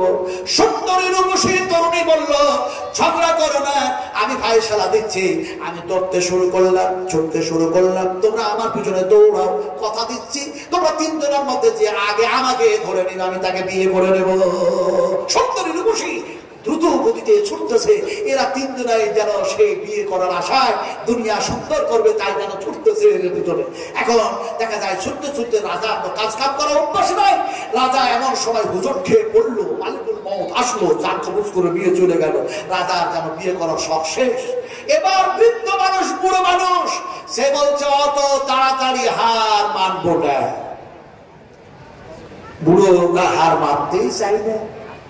চুল পেকেছে, দাড়ি পেকেছে, মোচ পেকেছে, ও হার মানবে না। মোচ কালো করেছে, মাথার চুল কালো করেছে, দাড়ি কালো করেছে, স্ত্রীর সামনে দাঁড়ালো, দেখো আমি কেমন যুবক। তোমার স্ত্রী জানে না তুমি কসমেটিকের যুবক? দাড়িগুলিকে কলম করেছো, কালো কলম করেছো। রাসূলের যদি সুন্নাত আদায় করতে হয়, আমার আগে মান সুন্নতি ফালাইসা বিনতি। রাসূল আকরাম সাল্লাল্লাহু আলাইহি ওয়াসাল্লাম বলেছেন, যারা আমার সুন্নাতকে মাফিক চলে, অবশ্যই তারা আমার উম্মত। যারা সুন্নাতকে ত্যাগ করে দেয়, ছেড়ে দেয়, তারা দেখো না তো আমার উম্মত থেকে তারা বায়ু হয়ে যায়। যদি তাই কালার করতে হয়, তাহলে মেহেদি কালার করুন। কেন আপনি কালো করতেছেন? রাসূলুল্লাহ নিষেধ করেছেন। এখন দেখা যায় বুড়ো মানুষ কম্প্রেশন শুরু করেছে। কম্প্রেশন শুরু করেছে বলে চাষ করে করে করে ছোট্টবেলা থেকে আমি স্ট্রং হয়ে আছি। কাজীরে তোর কাছে হার মানবো না, সুন্দরী রূপসীকে ধরবো আর বিয়ে করে নেব। এমন সময় দেখা যায় বুড়ো যেন ছুটতে গিয়ে এই যে লঙ্গি দেখছেন, কেমনে যেন পায়ে জোরে পড়ি লেগে গেল, উল্টে যেন কাছাড় খেয়ে গেল, নাক দিয়ে, চোখ দিয়ে, কান দিয়ে রক্ত আসতে লাগলো। মালিকুল মউত আসলো, বুড়োরও যেন জান কবজ করে নিয়ে চলে গেল। আছে যেন সেই যুবক তরুণ। এই সময় যেন সুন্দরী রূপসী পর্বতের উপরে চেপে যেন বলে, এখনো কেউ আমারে ধরতে পারো না, শর্ত আছে ধরা। যখন ধরবে আমি যেন তোমার বিয়ে করব। ধরার জন্য যেন সেই কাজী পাহাড়ের উপরে চেপেছে। সেকেন্ডের মধ্যে সুন্দরী রূপসী তরুণী পর্বতের উপর থেকে নিচে নেমে এসেছে। যুবক তাকে ধরার জন্য পর্বতের উপর থেকে ঝাঁপ দিয়েছে, নাপিয়ে পড়েছে। মালিকুল মউত আসলো, ওই কাজীরও যেন জান কবজ করে নিয়ে চলে গেল। এমন সময় সুন্দরী রূপসী তরুণী ওই যুবতী যেন বলতে শুরু করলো, ইন্নী ইন্নী ইন্নী, আমি দুনিয়া, আমি ওই সৌন্দর্য দুনিয়া, আমি যেন সেই যুবতী মেয়ের নাই যেন সুন্দর একটি দুনিয়া। আল্লাহ পাক যেন এই দুনিয়ার মায়া মমতা চাল দিয়ে তোমাদেরকে এমন ভাবে গ্রাস করে দিয়েছে, ফলে তোমরা দুনিয়ার পিছনে দৌড়াতে গিয়ে আখিরাত ভুলে যেও না, আখিরাত ভুলে যেও না, আখিরাত যেন ছেড়ে দিও না, আল্লাহ ছেড়ে দিও না, নবী ছেড়ে দিও না, কোরআন ছেড়ে দিও না, তাওহীদ রিসালাত ছেড়ে দিও না, ইসলাম থেকে দূরে সরে যেও না, আল্লাহ থেকে বিমুখ হয়ে যেও না। ওয়া মা হাযিহিল হায়াতুদ দুনিয়া ইল্লা লাহু ওয়া লাইবুন। এই দুনিয়াটাকে আল্লাহ পাক এত সুন্দর করে সাজায়া দিয়েছে, আমরা দুনিয়া করতে গিয়ে আখিরাত নষ্ট করব না, বলুন ইনশাআল্লাহ। আলোচনা কি করছে না ওই বুড়ো মানুষ দোয়া করেছে, আল্লাহ পাকের দরবারে দোয়া মঞ্জুর হয়ে গিয়েছে। এমন সময় দেখা যায় সেই পুরো প্রশংসা করছে, আল্লাহ পাকের প্রশংসা করতেছে, আলহামদুলিল্লাহিল্লাযী ওয়াহাবা আলী আলাল কিবারি ইসমাঈল ওয়া ইসহাক। হযরত ইব্রাহিম আলাইহিস সালাম সেই বৃদ্ধ মানুষ, তিনি যেন বলছেন আমি সেই আল্লাহর প্রশংসা করতেছি যে আল্লাহ পাক আমার দোয়াটাকে কবুল করে নিয়ে আমাকে সন্তান দান করেছেন। হযরত ইসহাক, হযরত ইসমাঈল আলাইহিস সালাতু সালাম দান করেছেন। সুবহানাল্লাহ। আমার ভাইরা, আমার মায়েরা, আমার বোনেরা, আমার সোনাটুরা, আমি আপনাদেরকে বোঝাচ্ছিলাম প্রশংসা করতে হবে কেবলমাত্র এক আল্লাহ। কোরআন খুললেন, পেয়ে গেলেন, কোরআন তেলাওয়াত করতে গিয়ে কি করলেন? আলহামদুলিল্লাহি রাব্বিল আলামিন। এবার আল্লাহ পাক যেন তিনার পরিচয় দিচ্ছেন আর বলছেন, শোনো তোমরা কয় আল্লাহর প্রশংসা করবে, কোন আল্লাহর প্রশংসা করবে? বিশ্বনবী মুহাম্মদ সাল্লাল্লাহু আলাইহি ওয়াসাল্লাম তিনিও দেখা যায় হাদিসের মধ্যে বয়ান দিয়েছেন। আমি অত কথা বলতে পারবো না, সময় তো ততটাই নেই, কথাটা বলতেছিলাম। এখন আল্লাহ তিনার পরিচয় দিচ্ছে, তোমরা কোন আল্লাহর প্রশংসা করবে। আল্লাহ কোরআনের মধ্যে থেকে আলোচনা করছেন কিভাবে, الحمد رب السماوات ورب الأرض رب العالمين। আপনাদের সামনে আমি কোরআন থেকে ওয়াজ করছি, আপনাদের অসুবিধা হচ্ছে? আমি এই কথাটা বারবার জিজ্ঞেস করছি, তার কারণ হচ্ছে যখন মেদিনীপুরে বক্তব্য রাখছিলেন গত 94 সালে, সেই সময় দেখি একজন যুবক যেন দাঁড়ায় গেছে, আমাকে বলছে, হুজুর আপনি আমাদের পশ্চিম মেদিনীপুরে আসলেন, পূর্ব মেদিনীপুরে আসলেন, ঘাটালে আসলেন, ঈশ্বরচন্দ্র বিদ্যাসাগরের বাড়ির পাশে আজকে জালসা হচ্ছে, এখানেও আসলেন, আর যেখানে আপনার নাম শুনে গেলাম শুধু কোরআন আর কোরআন, কোরআন ছাড়া কেমন আর অর্থ কিছু জানেন না। এমনি যে বিশাল বড় যেন নির্বোধ যুবক, বলছে কোরআন ছাড়া বল জানেন না। আমি তাকে একটু ধমক দিয়ে বললাম, আমি কি মৌলানা এই এক খায়ের কথা বলবো? আমি কি মৌলানা ফজলে হক খায়রাবাদীর কথা বলবো? আমি কি মোহাম্মদুল হাসান মাদানির কথা বলবো? আমি কি এমনি করে সাদ মাদানির কথা বলবো? আমি কি করে এমনি আবুল কালাম আজাদের কথা বলবো? আমি কি এমনি করে তারিবিন জিয়াদের ইতিহাস আলোচনা করবো? আমি কি হযরত ইমাম আহমদ বিন হাম্বল রাহমাতুল্লাহ আলাইহি জেল খেটেছেন তার কথা বলবো? আল্লামা ইমাম তাইমি হাফিজাহুল্লাহ 11 বার জেল খেটেছেন তার কথা বলবো? আমি এমনি করে ইমাম জাহির রাহমাতুল্লাহ আলাইহি কেন এমনি করে জেল খেটে শহীদ হয়ে গেছেন সেই আলোচনা করবো? আমি যা নাম বললাম ওর কিছুই চিনে না, কিছু বুঝে না। এখন দেখা যায় আল্লাহ পাক সে কথাও কোরআনে বলেছে, ওটাও বুঝে না। ইন্নাল আরদা লিল্লাহি ইউরিসুহা মান ইয়াশাউ মিন ইবাদি ওয়াল আকিবাতু লিল মুত্তাকিন। ইমাম জাহির রাহমাতুল্লাহ আলাইহি এই আয়াতের উপর বক্তৃতা করতে গিয়ে শুধু জেলখানার না শহীদ হয়ে গেছেন। আল্লাহু আকবার। যুবকটাকে একটু ধমক দিয়ে বললেন, তুমি কি বললে আমাকে? সে বললো, আপনি কি কোরআন ছাড়া কোনো ওয়াজ জানেন না? আমি বললাম, তুমি বিয়ে করেছো? ও যখন আমাকে এই কথা বলেছো তো একটা কথা তো বলতে হবে। ও বললো, আবার বিয়ের সাথে আবার এই কথার প্রশ্ন সম্পর্ক কি? আমি বললাম, আছে। তুমি কি নাবালক না তুমি সাবালক? রাসূলুল্লাহ বলেছেন সাবালক আর সাবালিকা হয়ে গেলে বিয়ে করো, বিয়ে দিয়ে দাও। তো তুমি যে নাবালক হয়ে আছো তা তো আমার মনে হচ্ছে না, তুমি তো সাবালক হয়ে গেছো, বিয়ে করেছো। ও বললো, আমি সব কথা শুনতে চাই না, আপনি আমার প্রশ্নের জবাব দেন, আপনি কি কোরআন ছাড়া অন্য কোনো ওয়াজ জানেন না? আমি তাকে ধমক দিয়ে বললাম, তুমি 1 নম্বরের যেন বেহায়া আছো। বেহায়া বুঝেন তো আপনারা? বেহায়া কি জিনিস? হায়া, লজ্জা, এটা হচ্ছে ঈমানের একটা সুজ, ঈমানের একটা রুকন। যার মধ্যে হায়া নাই, লজ্জা নাই, সেই ঈমানটুকু নাই। আমি যুবককে ধমক দিয়ে বললাম, তোমার মধ্যে হায়া নাই, তুমি কোরআন শুনতে পছন্দ করো না। যুবকটা বলছে, আপনি আমাকে এত ধমক দিয়ে গাল দিলেন কেন, বেহায়া কেন বললেন? আমি বললাম রে বাবা এটা গাল নয়, এটা নবীর ভাষা। সুবহানাল্লাহ। আল হায়া, আল হায়া, রাসূলুল্লাহ সাল্লাল্লাহু আলাইহি ওয়াসাল্লাম বলেছে, হায়া সম্পর্কে আলোচনা করেছে। আমি গালি দিই না, এটা নবীর ভাষা বলেছি। বললো ছেলেটা বলছে আমি বুঝতেই চাই না। আমি ওকে খুচরো করে বুঝালাম।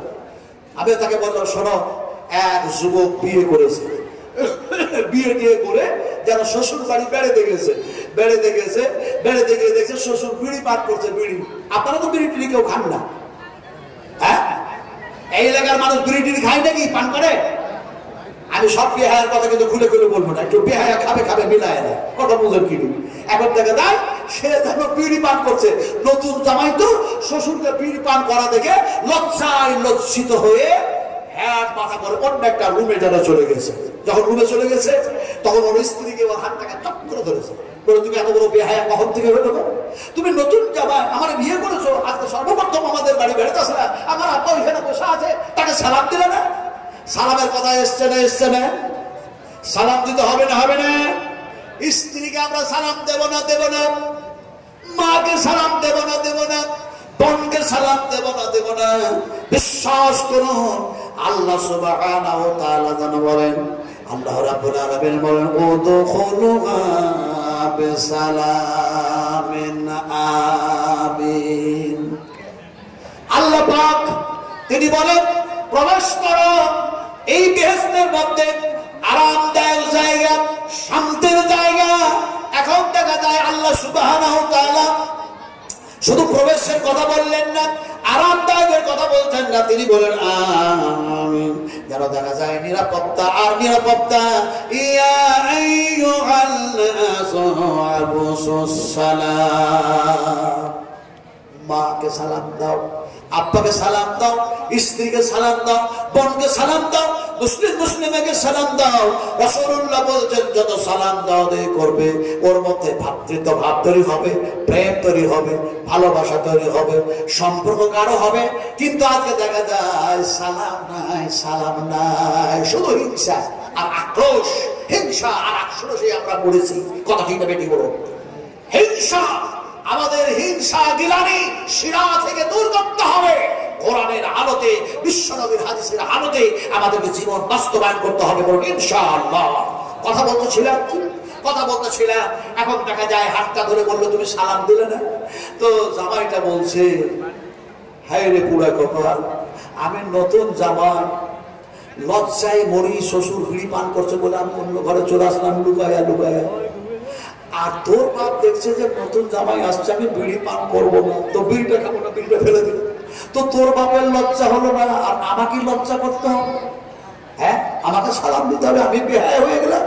এখন দেখা যায় রাতটা থাকলো, সকালবেলা বলছে অর্ধাঙ্গিনী আর থাকলাম না, পরের দিন তোমাদের বাড়িতে আসবো। পরের দিন বেড়াতে আসছে, আর আল্লাহ বলছে আল্লাহ তুমি আজকে নিয়ে যাচ্ছ শ্বশুর বাড়ি বেড়াতে, আমাকে বেহায়ার মতো কাজ করায় না, বেহায়ার মতো কাজ করায় না।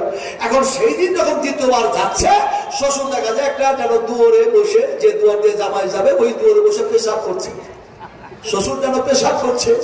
এখন জামাই বলছে আমি তো আর বেহায়ার মতো কাজ করবোই না, সালামের উত্তর না পাওয়া পর্যন্ত সালাম দেওয়াও শেষ করবো না।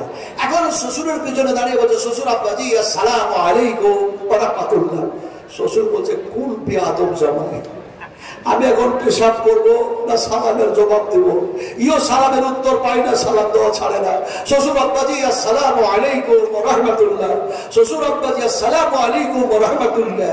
এখন দেখা যায় শ্বশুরও ঠেলাই পড়েছে, জামাইও ঠেলাই পড়েছে, দুজনে ঠেলাই পড়েছে। পেশাব করা শেষ হলো, এমন সময় যারা শ্বশুর বলছে জামাইজি তুমি এত বড় বেহায়া, তুমি যত বড় বেহায়া তোমার বাপ মনে হয় এর থেকে বেশি বড় বেহায়া। জামাই বলছে আর ঝগড়া না করে থাকবো না, নতুন জামাই হয়ে থাকবো না, ঝগড়া করবোই, ছাড়বো না। শ্বশুরকে বলে শ্বশুর আব্বাজি প্রথম দিন আসলাম তো আপনি বিড়ি পান করছিলেন, আজকে যদি আসলাম তো আপনি পেশাব করলেন, তারপরে দেখা যায় পেশাব করার পরে কুলুকটুকু ধরলেন না, পানিটাও নিলেন না। তা আমার বাপ বড় বেহায়া না আপনি বড় বেহায়া? এরকম মানুষ আছে না, পেশাব করে পানি নেই না, আছে না? না, আমি আপনাদেরকে শুধু ঘটনা শোনাই না, যুক্তি দেখাই না, এর মধ্যে আছে শিক্ষা, এর মধ্যে আছে শিক্ষা।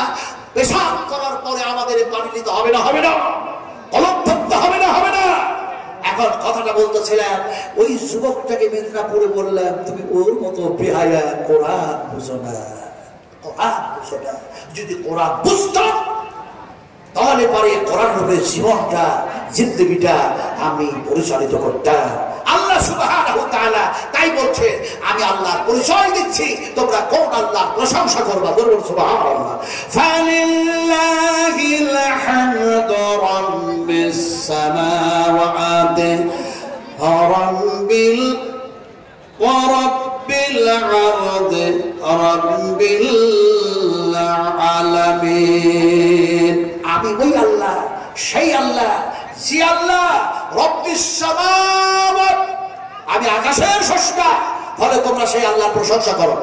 ওয়া রাব্বিল আরদ, আল্লাহ যেন মানুষের মনের শব্দ দূর করছে। দেখুন অনেক মা আছে, অনেক বোন আছে, অনেক ভাই আছে, অনেক বাবাজি আছে, ওরা অনেক সময় বলে, সবাই না, অনেক সময় কিছু মানুষ এরকম বলে, ওপরওয়ালা একজন আছে সব দেখছে। কথা বলে না, বলে না, এই বলে না, বলে না, এ হচ্ছে মস্ত বড় শিরকিয়াত লফজ। ইন্না শিরকা লা যুলমুন আযীম। আল্লাহ পাক বলছেন, খবরদার আমি আল্লাহর সঙ্গে শিরক করো না। শিরক হচ্ছে সবচেয়ে বড় গুনাহ। সবচেয়ে বড় গুনাহর নাম বলুন। আপনাদের এই এলাকা থেকে যায় কিনা জানি না, তবে লালগোলা, ভগবানগোলা, জিয়াগঞ্জ, আখেরিগঞ্জ যত আছে, কিছু মানুষ আছে এরা যেন যায় পাথর চাপড়ি, জরুর নওজুবিল্লাহ, কবরের কাছে যায়। ওই আমার শিউরি, আপনার বোলপুর শান্তিনিকেতন, আমি এখন যে জায়গায় গিয়ে বাড়ি করেছি, শুধু বাড়ি করি নাই, আলহামদুলিল্লাহ একটা শিক্ষা প্রতিষ্ঠানের সঙ্গে আমি যুক্ত। যে মাদ্রাসায় মওলানা আব্দুল শামীম সাহেব হাফেজাহুল্লাহ থাকতেন, আপনারা মওলানা আব্দুল শামীম সাহেবের নাম শুনেছেন না? অনেকেই দেখেছেন তো নাকি? আরে এখানে এসছেন, আলহামদুলিল্লাহ, শুভ আলহামদুলিল্লাহ। শেষ পর্যন্ত তিনি কিষানগঞ্জ, আপনার যেন আল মাহাদ, সেখানেও যেন গেলেন, যখন আব্দুল বাদিন সালাফি সাহেব যখন ওখানে সেরেছিলেন। আবার ভাইরা, তো সেই মাদ্রাসার সঙ্গে আমি এখন যেন খাতে কথা বুঝেন কি নেই, আলহামদুলিল্লাহ। বিস্তারিত আমি সময় নষ্ট করতে চাইছি না, কথাটা বলতেছিলাম যে সেই পাথর চাপড়ি সেখানে যেন আছে, কত বড় এরা মানুষ যেন আল্লাহ বিরুদ্ধে তারা যেন শিরক করে, সেখানে যেন যায়। জরুর নওজুবিল্লাহ, জরুর আস্তাগফিরুল্লাহ। আচ্ছা বলুন তো, আমরা কবরের কাছে, গাছের কাছে গিয়ে চাইবো না আল্লাহর কাছে চাইবো? কার কাছে চাইবো বলুন? আর একটু জোরে বলতে হবে। যেনারা বড় শিক্ষিত মানুষ বসে আছেন, একটু কি জোরে বলা যায় না? আমরা চাইবো কার কাছে? আরো বলুন, কার কাছে? উদউনি আস্তাগফির লাকুম। আল্লাহ সুবহানাহু ওয়া তাআলা বলেন, তোমরা আমার কাছে যাও, অবশ্যই আমি তোমাদের অভাব মোচন করে দেব। তোমরা আমাকে ডাকো, তোমাদের ডাকে সাড়া দেব। তোমরা আমার কাছে ক্ষমা চাও, তোমাদের জিন্দেগির গুনাহ আমি আল্লাহ মাফ করে দেব। চাইবো কার কাছে? নাদান মানুষ শিরক করতেছে, জুলম করতেছে, অন্যায় করতেছে, অত্যাচার করতেছে, অনাচার করতেছে, অবিচার করতেছে। এই মানুষগুলি কিয়ামতের মাঠে বড় লজ্জিত হবে, লাঞ্ছিত হবে, ঘৃণিত হবে, পদদলিত হবে, লাঞ্ছনা গঞ্জনার তারা পাত্র হবে। সেই দিন আল্লাহ সুবহানাহু ওয়া তাআলা তাদেরকে ছেড়ে দেবেন না। ছেড়ে দাও, বুঝুন তো? হ্যাঁ হ্যাঁ হ্যাঁ, বুঝুন, ভালো করে বুঝুন। আগে পূজার কথাই বলছে। ফেরাউন মানুষ জবা করেছে, সন্তান হত্যা করেছে, ইত্যাদি ইত্যাদি। এখন ফেরাউন দেখছে, আমি তো শুধু রব দাবি করেছি, কিন্তু আল্লাহ তো এরকম বলেননি। আল্লাহ তাহলে বলছেন, আমি হচ্ছি রব্বুল আলামিন, আমি সমস্ত ভূমণ্ডলের রব। এখন অন্যায় করার পরে গোপন ভাবে অন্ধকার রাত্রে যেন ক্ষমা চাইছে, চোখের পানি টানি দেখে, ডাকা হাঁকা দেখে আল্লাহ যেন ক্ষমা করে দেন। আবার অন্যায় করেছে, আবার ক্ষমা চাইছে, আবার অন্যায় করেছে, আবার ক্ষমা চাইছে। এখন দেখা যায়, এখন এই করতে করতে সরাসরি হযরতে মুসা আলাইহিস সালামকে যেন ধরবে, আর তার প্রতি যারা ঈমান এনেছে তার আগে ধরবে। এখন ধরার জন্য যখন লাইলস্কর নিয়ে তার পিছু করলো, সামনে আসলো যেন নীলনদ। আমি লম্বা কথা বলবো না। এখন সেই নীলনদ যেন দেখা যায় মশার কম পেরিয়ে চলে গেল। ফেরাউন এখন পেড়েতে গেছে। পেড়েতে যাওয়ার পর সেই সময় যখন হাবুডুবু খাচ্ছে, তখন বলছে, আল্লাহ তুমি এবার ক্ষমা করে দাও, এবার ক্ষমা করে দাও, এবার ক্ষমা করে দাও, এবার ক্ষমা করে দাও, এবার মাফ করে দাও। আল্লাহ বলছে, আর মাফ হবে না, আর ক্ষমা হবে না। এখন وقد عصيت قبل وكنت من المفسدين। কত অত্যাচার, কত অনাচার, কত অবিচার তুমি করেছো, এ সময় আর ছেড়ে দিব না। فَأَخَذْتُهُمْ فَكَيْفَ كَانَ عِقَابِ وَكَذَلِكَ حَقَّتْ كَلِمَتُ رَبِّكَ রাব্বিকা আলাল্লাযীনা কাফারু আন্নাহুম আসহাবুন নার। আমি সব পারলাম না। আসলে আজকাল বক্তৃতা করছে, বিশ্বাস করুন আজকে আল্লাহর জমিনে থেকে যারা আল্লাহর বিরুদ্ধে যেন কথা বলতেছে, কোরআনের বিরুদ্ধে কথা বলতেছে এবং শিরক এবং জুলম করতেছে, বিশ্বাস করুন আল্লাহ যখন তারাকে পাকড়াও করবে, আল্লাহ ছাড়া বাঁচাবার আর কেউ যেন হবে না। কথা বলতেছিলাম, তোমরা কেন বলো ওপর ওলা একজন আছে, তাহলে কথা বুঝায় নিচু বলা, তাহলে অন্য কেউ আছে নাকি? আল্লাহ মনের কথা স্বপ্ন দূর করার জন্য আবার বলছেন ওয়া রাব্বিল আরদ, আমি যেন জমিনের স্রষ্টা, বলুন সুবহানাল্লাহ। এরপরেও তো মানুষের মনের মধ্যে শব্দ থাকতে পারে, বলে আফ্রিকার জঙ্গল সৃষ্টি করলো কে, আটলান্টিক মহাসাগর সৃষ্টি করলো কে, পাহাড় পর্বত সৃষ্টি করলো কে? তাহলে এরপরেও যেন মনের মধ্যে শব্দ যাতে না থাকে, এর জন্য আল্লাহ রাব্বুল আলামিন যেন বলে দিলেন রাব্বিল আলামিন, সমস্ত সবকিছুরই আমি হচ্ছি রব, ফলে তোমরা আমার প্রশংসা করো। আল্লাহর প্রশংসা করে আল্লাহর নৈকট্য আমরা লাভ করতে চাই, বলুন ইনশাআল্লাহ। এটা ধরে বলুন ইনশাআল্লাহ। আলোচনা করতেছিলাম আল্লাহ সুবহানাহু ওয়া তাআলা যেন এক জায়গায় এরকম কথা বলছেন। কি বলছেন? আল্লাহ রাব্বুল আলামিন বলেন ওয়াজকুরু ইয আনতুম কালিলুম মুস্তাজআফুনা ফিল আরদ তাকাফুনা আইয়াতাখাত্তাফাকুমুন নাস ফাআওয়াকুম ওয়া আইয়াতাকুম বিনাসরিহি ওয়া রাযাকাকুম মিনাত তাইয়্যিবাতি লাআল্লাকুম তাশকুরুন। আল্লাহ পাক কি কথা আমাদেরকে শোনাচ্ছেন, কত সুন্দর আল্লাহ পাকের কথাগুলি। আমার আল্লাহর কথা এত ভালো, এত ভালো, এত ভালো, যদি আমরা শোনার পর যদি জীবনে বাস্তবায়ন করতে পারি, ইহকালটাও মঙ্গল হবে, পরকালটাও কল্যাণ হয়ে যাবে, বলুন ইনশাআল্লাহ। এখন দেখুন আল্লাহ পাক কি জানে বলছেন আমাদেরকে, স্মরণ করো, স্মরণ করো তোমাদের পূর্বেকার কথা।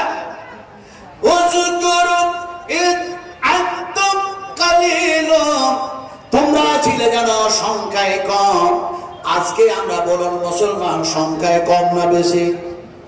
একটু জোরে বলুন, আমরা কি সংখ্যায় দেখা যায় বেশি না কম? আল্লাহ পাক বলেন স্মরণ করো তোমাদের পূর্বেকার কথা, তোমরা সংখ্যায় যেন কম ছিলে।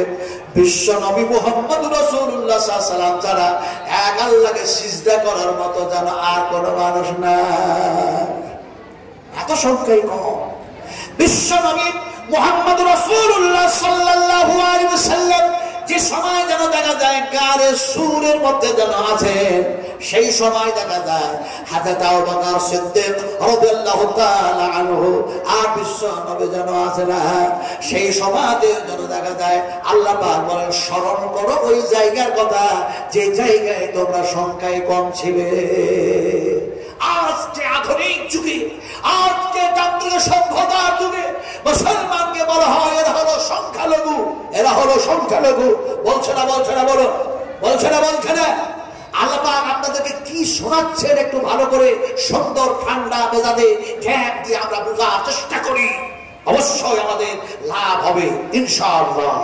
এখন দেখা যায় আল্লাহ পাক বলছেন সংখ্যায় তোমরা যখন কম ছিলে তোমাদের অবস্থাটা কি ছিল? তাকাফুনা আইয়াতাকাত্তাফাকুমুন নাস, তোমরা জানো ভয়ে ভয়ে ভয়ে ভয়ে ভয়ভীত হয়ে তোমরা এই জমিনে বসবাস করতে। কোন সময় কে জানি কাফির বেঈমানেরা আমাদের অত্যাচার করে নাকি, অনাচার করে নাকি, অবিচার করে নাকি, আমাদের হাত পায়ে দড়ি পড়ায় নাকি, কোমরে দড়ি পড়ায় নাকি, পায়ে দড়ি পড়ায় নাকি, এমনি করে আমাদের স্টিম চলে নাকি। তোমরা এত ভয়ে ভয়ে থাকতে শুধু দেখা যায় এরকম তখন তোমাদের অবস্থা হয়ে গেল। আমি আল্লাহ সুবহানাহু ওয়া তাআলা সেই সময় যেন কি করলাম, এমনি করে যেন আমি তোমাদের সাহায্য করলাম, মদত করলাম, শক্তি দিলাম, ক্ষমতা দিলাম। তোমরা ছিলে অর্থহীন, তোমাদেরকে অর্থ যেন দিয়ে দিলাম, সব কিছু দিয়ে দিলাম। তারপরও যেন তোমাদেরকে এমনি করে সংখ্যায় কম থেকে বৃদ্ধি যেন করে দিলাম, শক্তি দিলাম, ক্ষমতা দিলাম। এমনি করে দেখা যায়, এমনি করে যেন দেখা যায় অর্থহীন ছিল অর্থ দিয়ে দিলাম। শুধু তাই না, যেটা তোমাদের জন্য খারাপ এমনি করে অবৈধ রিজিক ছিল, সেই অবৈধ রিজিকটাকে আমি হালাল করে দিলাম। সুবহানাল্লাহ। আইয়াদাকাত্তাফাকুম الناس فآواكم وأيدكم। আল্লাহ রাব্বুল আলামিন বলছেন এগুলো শব্দ দিলেন, তারপরে ওয়ারাযাকাকুম মিনাত তাইয়্যিবাত লাআল্লাকুম তাশকুরুন। এরপরও কি তোমরা নাশকরি করবে? এবার আপনাদেরকে তাফসীর করে একটু ভালো করে ছোট্ট করে একটা ঘটনা শোনাই। বিশ্বনবী মুহাম্মদ রাসূলুল্লাহ সাল্লাল্লাহু আলাইহি ওয়াসাল্লাম তার সাহাবায়ে কেরামদেরকে শোনাচ্ছেন, দরুদ সুবহানাল্লাহ। সাহাবায়ে কেরামরা বসে আছেন, আরে আপনারা যেমন বসে আছেন, আপনারা যেমন বসে আছেন, ঘুম নষ্ট করেছেন, বিছানা ত্যাগ করেছেন, আরাম আরাম ত্যাগ করেছেন, নবীর মহব্বতে কোরআন শুনছেন, আল্লাহ পাকের কথাগুলি শুনতেছেন, নবীর হাদিস শুনতেছেন। এখন দেখা যায় সাহাবায়ে কেরামরা শুনতেছেন, রাসূলুল্লাহ বলছেন, আল্লাহর হাবিব বলছেন, ও সাহাবীরা তোমাদেরকে আমি কিছু কথা শোনার শোনো। আমার পূর্বে অনেক নবী এসেছেন, আমার পূর্বে অনেক রাসূল আল্লাহ পাক পাঠাচ্ছেন, পয়গম্বরদেরকে প্রেরণ করেছেন। তার মধ্যে এমন একজন নবী তার কওমকে বলল, তার উম্মতদেরকে বলল, কি বলল? সাহাবীরা শুনতেছেন, জাদু পাখি প্রায় রাসূল আজকে কি কথা বলেন, অন্যদিন তো জিহাদের কথা বলেন, অন্যদিন তো জাহান্নামের কথা বলেন, অন্যদিন তো জান্নাতের কথা বলেন, অন্যদিন তো কবরের কথা বলেন, অন্যদিন তো কবরের ফিতনার কথা বলেন। ফিতনা বুঝি তো ভাই? রাসূলুল্লাহ বলেছেন কবরের মধ্যে আযাব আছে, কবরের মধ্যে ফিতনা আছে, জাহান্নামের মধ্যেও যেন আযাব আছে, জাহান্নামের মধ্যে যেন ফিতনা আছে।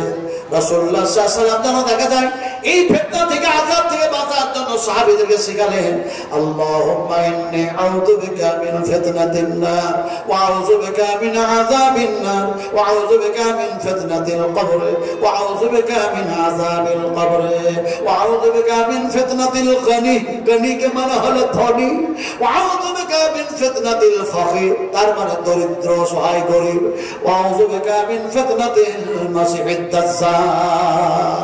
এখন সাহাবীরা শুনছিলেন কি? সাহাবীদেরকে শোনাচ্ছেন আমার পূর্বে এক নবী, তিনার উম্মতদেরকে তিনি বললেন, শোনো, আল্লাহর পক্ষ থেকে অর্ডার হয়েছে জিহাদের ময়দানে যেতে হবে, তোমরা কি যাওয়ার জন্য প্রস্তুত? ওয়ারাযাকাকুম মিনাত তাইয়্যিবাত লাআল্লাকুম তাশকুরুন। কিভাবে অবৈধ রিজিকটাকে আল্লাহ পাক বৈধতে পরিণত করছেন তার আগে আগে বলবো, রাত্রি অনেক বেশি হয়েছে, আপনারা যারা বসে আছেন আমি বলেছি বুখারী শরীফ থেকে একটা দোয়া দেবো। আর আমি একজন খাসসার গুনাহগার মানুষ, যদি আপনারা বেশি নয় 10টা মানুষ, কোনো মা, কোনো বোন, কোনো খালা, কোনো আব্বা, কোনো কাকু, কোনো ডাক্তার, কোনো মাস্টার, কোনো ব্যবসায়িক, কোনো ব্যবসায়িক, কোনো এমনি করে দেখা যায় কৃষক, চাষি, যদি 10টা মানুষ একটি করে 1000 টাকা যদি দিতেন আপনারা, অথবা 1000 সমতুল্য কোনো আনাজ, কোনো ফসল দিতেন এই মাদ্রাসায়, শুধু নিয়তটা করুন, দেওয়ার পূর্বে আল্লাহ আপনাকে দেখি নেয়, আয় আল্লাহ আপনার নবী দেখি নেয়, আমরা জান্নাত দেখি নেয়, শুধু তোমার কথাগুলি শুনছি, নবীর কথা শুনছি, তাই নবীর মাদ্রাসা বানাবার জন্য 1000 টাকা দিলাম, নবীর হাতের পানি পান করে বেহেশত লাভ করব এই আশায়। এই নিয়তটা করে কি একজন কোন মার্তে মুজাহিদ বলবেন যে আমি 1000 টাকা দিচ্ছি? ইনশাআল্লাহ তার জন্য, তার মায়ের জন্য, তার আব্বার জন্য, তার আলা ওলাদের জন্য আমি খাস করে একটা দোয়া দেবো, যে দোয়া রাসূলুল্লাহ সাল্লাল্লাহু আলাইহি ওয়াসাল্লাম দিয়েছেন, যা বুখারী শরীফের মধ্যে এসেছে। 1000 টাকা, বেশি চাই না, বেশি চাই না। 10টা মানুষ একটি করে 1000 টাকা দিবেন, পারবেন দিতে? কোন মা, কোন আম্মাজান, কোন আব্বাজান, কোন তরুণ, কোন যুবক, যে যুবকেরা এক সময় হ্যাঁ আল্লাহ বারাকাল্লাহ জাযাকুমুল্লাহ খাইরান জাযা আহসানাল জাযা, হ্যাঁ আর এটা মাদ্রাসা, আর এটা হাদিয়া, কথা বুঝেন কি? এরকমটাই হয়।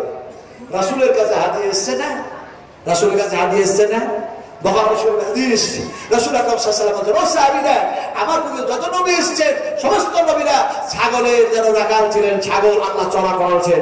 কোন সাহাবী জিজ্ঞেস করেন, ইয়া রাসূলুল্লাহ আপনি কি ছাগল চড়িয়েছেন? রাসূলুল্লাহ বলেন, আমিও কিছুদিন ছাগল চড়িয়েছি। তার সাথে সাথে রাসূল বললেন, আমি ছাগলের পায়া খেতে খুব পছন্দ করি।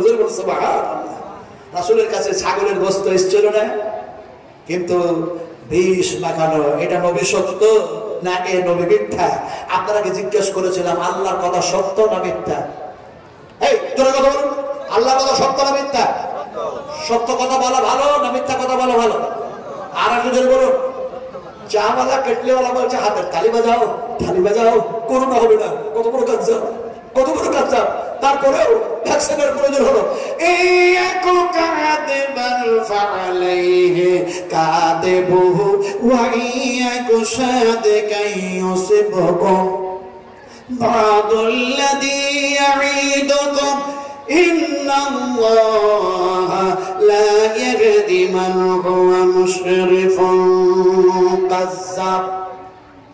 আল্লাহ পাক বলেন, যারা সীমা লঙ্ঘনকারী হয়, যারা সীমা অতিক্রমকারী হয়, আর যারা মিথ্যাবাদী হয়, এমনি করে আমি আল্লাহ তারাকে হেদায়েত করি না। হায় হায়, কি অবস্থা, কি অবস্থা! কথা বলছিলাম যে রাসূল আকরাম সাল্লাল্লাহু আলাইহি ওয়াসাল্লাম তিনি শোনাচ্ছেন, অত্যন্ত সহিহ হাদিস বয়ান করছেন, বিশ্বাস করুন। রাসূলুল্লাহ সাল্লাল্লাহু আলাইহি ওয়াসাল্লাম তার সাহাবীদেরকে তিনি শোনাচ্ছেন। ফলে আমি চেয়েছি ঘটনাটা শোনাবার আগে আগে অবৈধ রিজিকটা আল্লাহ পাক কিভাবে বৈধ করছেন, হালাল করছেন, সে আমি তাফসীর সেই ঘটনা বলতে যাচ্ছি। তার আগে আগে আমি চেয়েছি 10টা মানুষ একজন হয়েছে মাদ্রাসার সেক্রেটারি, মাদ্রাসার ক্যাশিয়ার, মাদ্রাসার মেম্বার, মাদ্রাসার সহকর্মী। আমরা যারা এসছি জালসা শোনার জন্য, তারা একটু এরকম করুন যে একটা লাট্টু মার্কা লুঙ্গি, একটা ইসমাইল মার্কা লুঙ্গি কিনতে গিয়ে কত টাকা লাগে?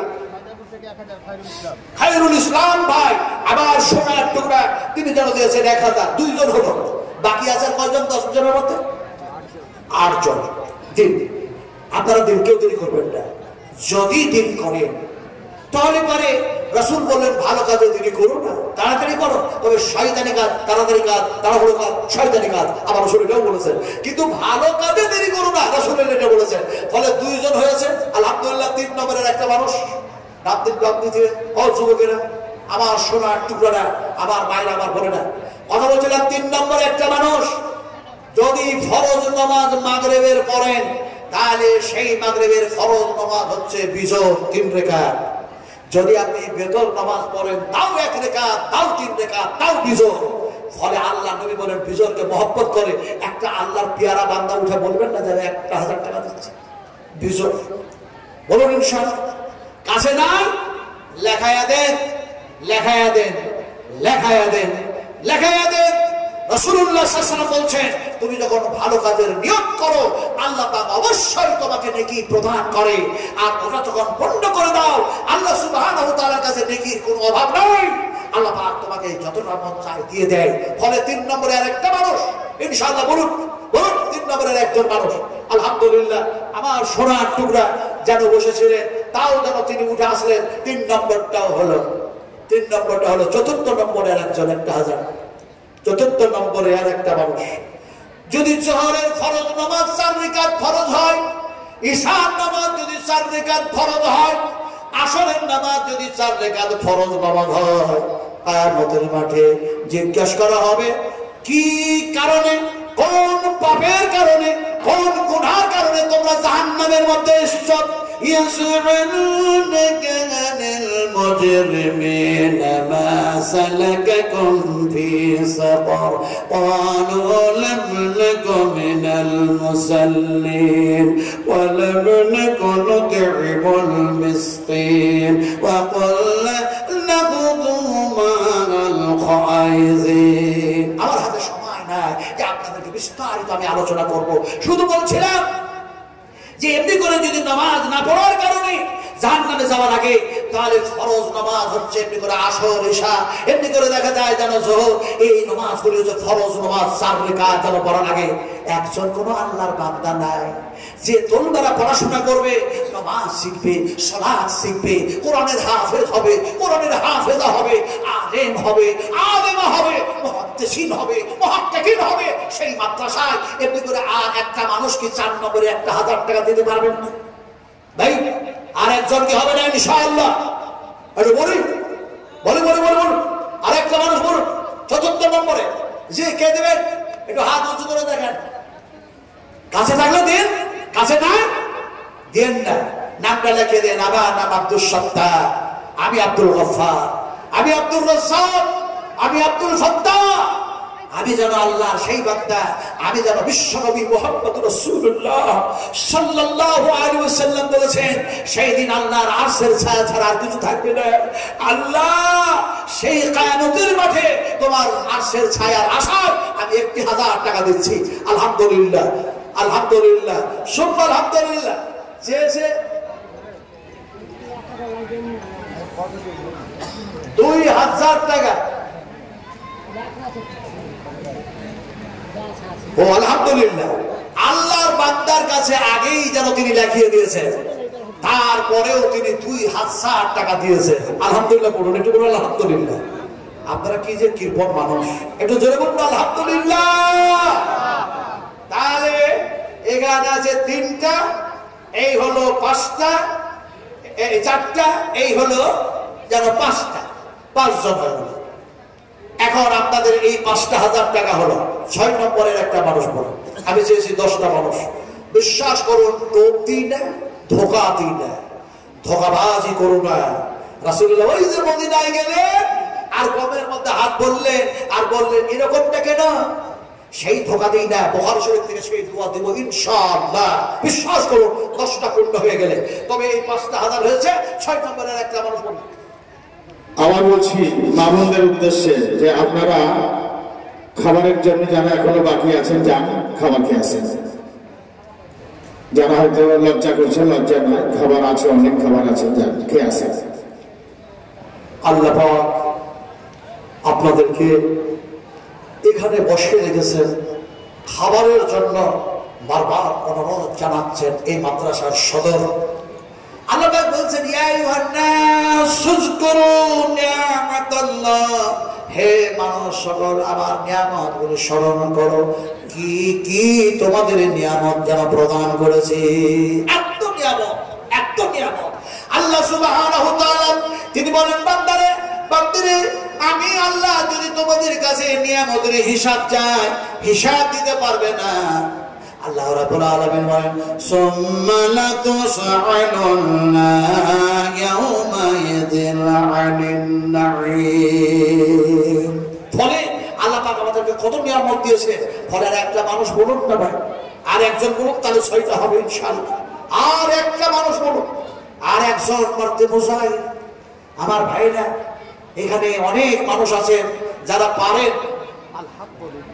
আলহামদুলিল্লাহ, হায়াকাল্লাহ, বারাকাল্লাহ, জাযাকুমুল্লাহ খাইরান জাযা। আল্লাহুম্মা ফির খাদাই কাবিরানা, আল্লাহুম্মা ফির খাদাই সাগিরানা, আল্লাহুম্মা ফির খাদাই জাহিরিনা, আল্লাহুম্মা ফির খাদাই বাতিনা, আল্লাহুম্মা ফাক্কিহনা ফিদ-দীন, আল্লাহুম্মা ইহদিনাস সিরাতাল মুস্তাকিম। তবে দোয়ার আমি এখনো দিই নাই, 6টা হয়েছে। আর 1000 করে 4টা মানুষ, এই যে আর 1000 করে 4টা মানুষ। ভাই, একটা করে 1000 টাকার 4টা মানুষ দেন, কি হবে না? হবে না? গরিব হয়ে যাবেন না, ফকির হয়ে যাবেন না, মিসকিন হয়ে যাবেন না। আল্লাহর ওয়াদা আছে। আল্লাহ সুবহানাহু ওয়া তাআলা তিনি যেন বলেন, বান্দারে তোমরা যদি দাও, আমি আল্লাহ ওয়াদা করছি, শোনো তোমাদের সঙ্গে। ওয়াদাটা কি? আল্লাহর ওয়াদা হচ্ছে, আমি আল্লাহ পাক তোমাদের যেন গুনাহ মাফ করে দেব, নেকির খাতায় নেকি বৃদ্ধি করে দেব, আর যেন দেখা যায় মালের মধ্যে বরকত দিয়ে দেব, রিজকে যেন বরকত দিয়ে দেব। আর যেন ওয়াদা করতেছি, তোমাদের মান সম্মান আমি আল্লাহ বাড়ায় দেব। ইজ্জতের মালিককে, এই ইজ্জতের মালিককে, ইজ্জতের মালিককে, রিজক দেওয়ার মালিককে, রিজক বৃদ্ধি করার মালিককে, সেই আল্লাহর নবীর মাদ্রাসায় দিতে এতক্ষণ আমরা পিছপা। ফলে আর একটা মানুষ, ওই 4টা মানুষ বলি ভাই, একজন 500 করে দিয়েছেন, একজন 500 দিয়েছেন। যদি 1000 করে না হয় 500 করে দেন, আর 4টা মানুষ দেন, 10টা হতে হবে। 500 করে দেন ভাই, কি আশ্চর্য কথা। দেন দেন দেন। আল্লাহর হাবিব এলেন যাইদিন, কাবা ঘরের পাকা বাই। আল্লাহর হাবিব এলেন যাইদিন, কাবা ঘরের পাকা বাই। দরুদ পড়ে ফেরেশতা সব কে কে তোরা দেখবি আয়। হ্যাঁ বাবা আরেকজন যেন দিয়েছেন 1000 টাকা। ভাই তাহলে হয়ে গেল, এমনি করে যেন বেশ কয়েকজন হয়ে গেছে আলহামদুলিল্লাহ। আর মাত্র 2টা মানুষ দেন ইনশাল্লাহ। 500 করে দেন, 500 করে আর 2জন দেন, 1000 করে হয় 2জন দেন, আর 500 করে দেন ইনশাল্লাহ, তাহলে হয়ে যাবে। দিন বা দিন যাত্রা করেন, দেরি করুন। এত মানুষ আপনারা যে আল্লাহ পাক কত ভালো আপনাদেরকে জ্ঞান দিয়েছে, চোখ কত সুন্দর, সিগেল সুরাত কত সুন্দর, আমাদেরকে সৃষ্টি করেছেন কে? এই কে সৃষ্টি করেছে? জি 500 টাকা করে দেবেন। কি নাম আপনার? মুরসালিন। আলহামদুলিল্লাহ দেখেছেন ভাই 500 টাকা পরে দিয়ে দেবেন, 500 দিয়ে গেলেন, তার মানে 1000। আর লাস্টার একটা মানুষ আলহামদুলিল্লাহ আলহামদুলিল্লাহ, আল্লাহ পাক কবুল করে দেন, আল্লাহ তুমি গ্রহণ করে নাও। এই রব্বে করিম ইয়া রহমান রহিম, তোমার দরবারে কিছু চাইটা, শুধু একটা চাই তোমার রহমত। আরেকজন আমার ভাই যেন এমনি করে 1000 টাকা দিয়ে গেলেন, 1000 টাকা দিয়ে গেলেন। আয় আল্লাহ, যারা রক্ত ঘামানো টাকা, রক্ত ঘামানো টাকা তোমার পথে খরচা করে, তুমি কি ওয়াদা করো নাই এরকম ভাবে? ইন্নাল্লাহ আস্তারা মিনাল মুমিনিনা আনফুসাহুম ওয়া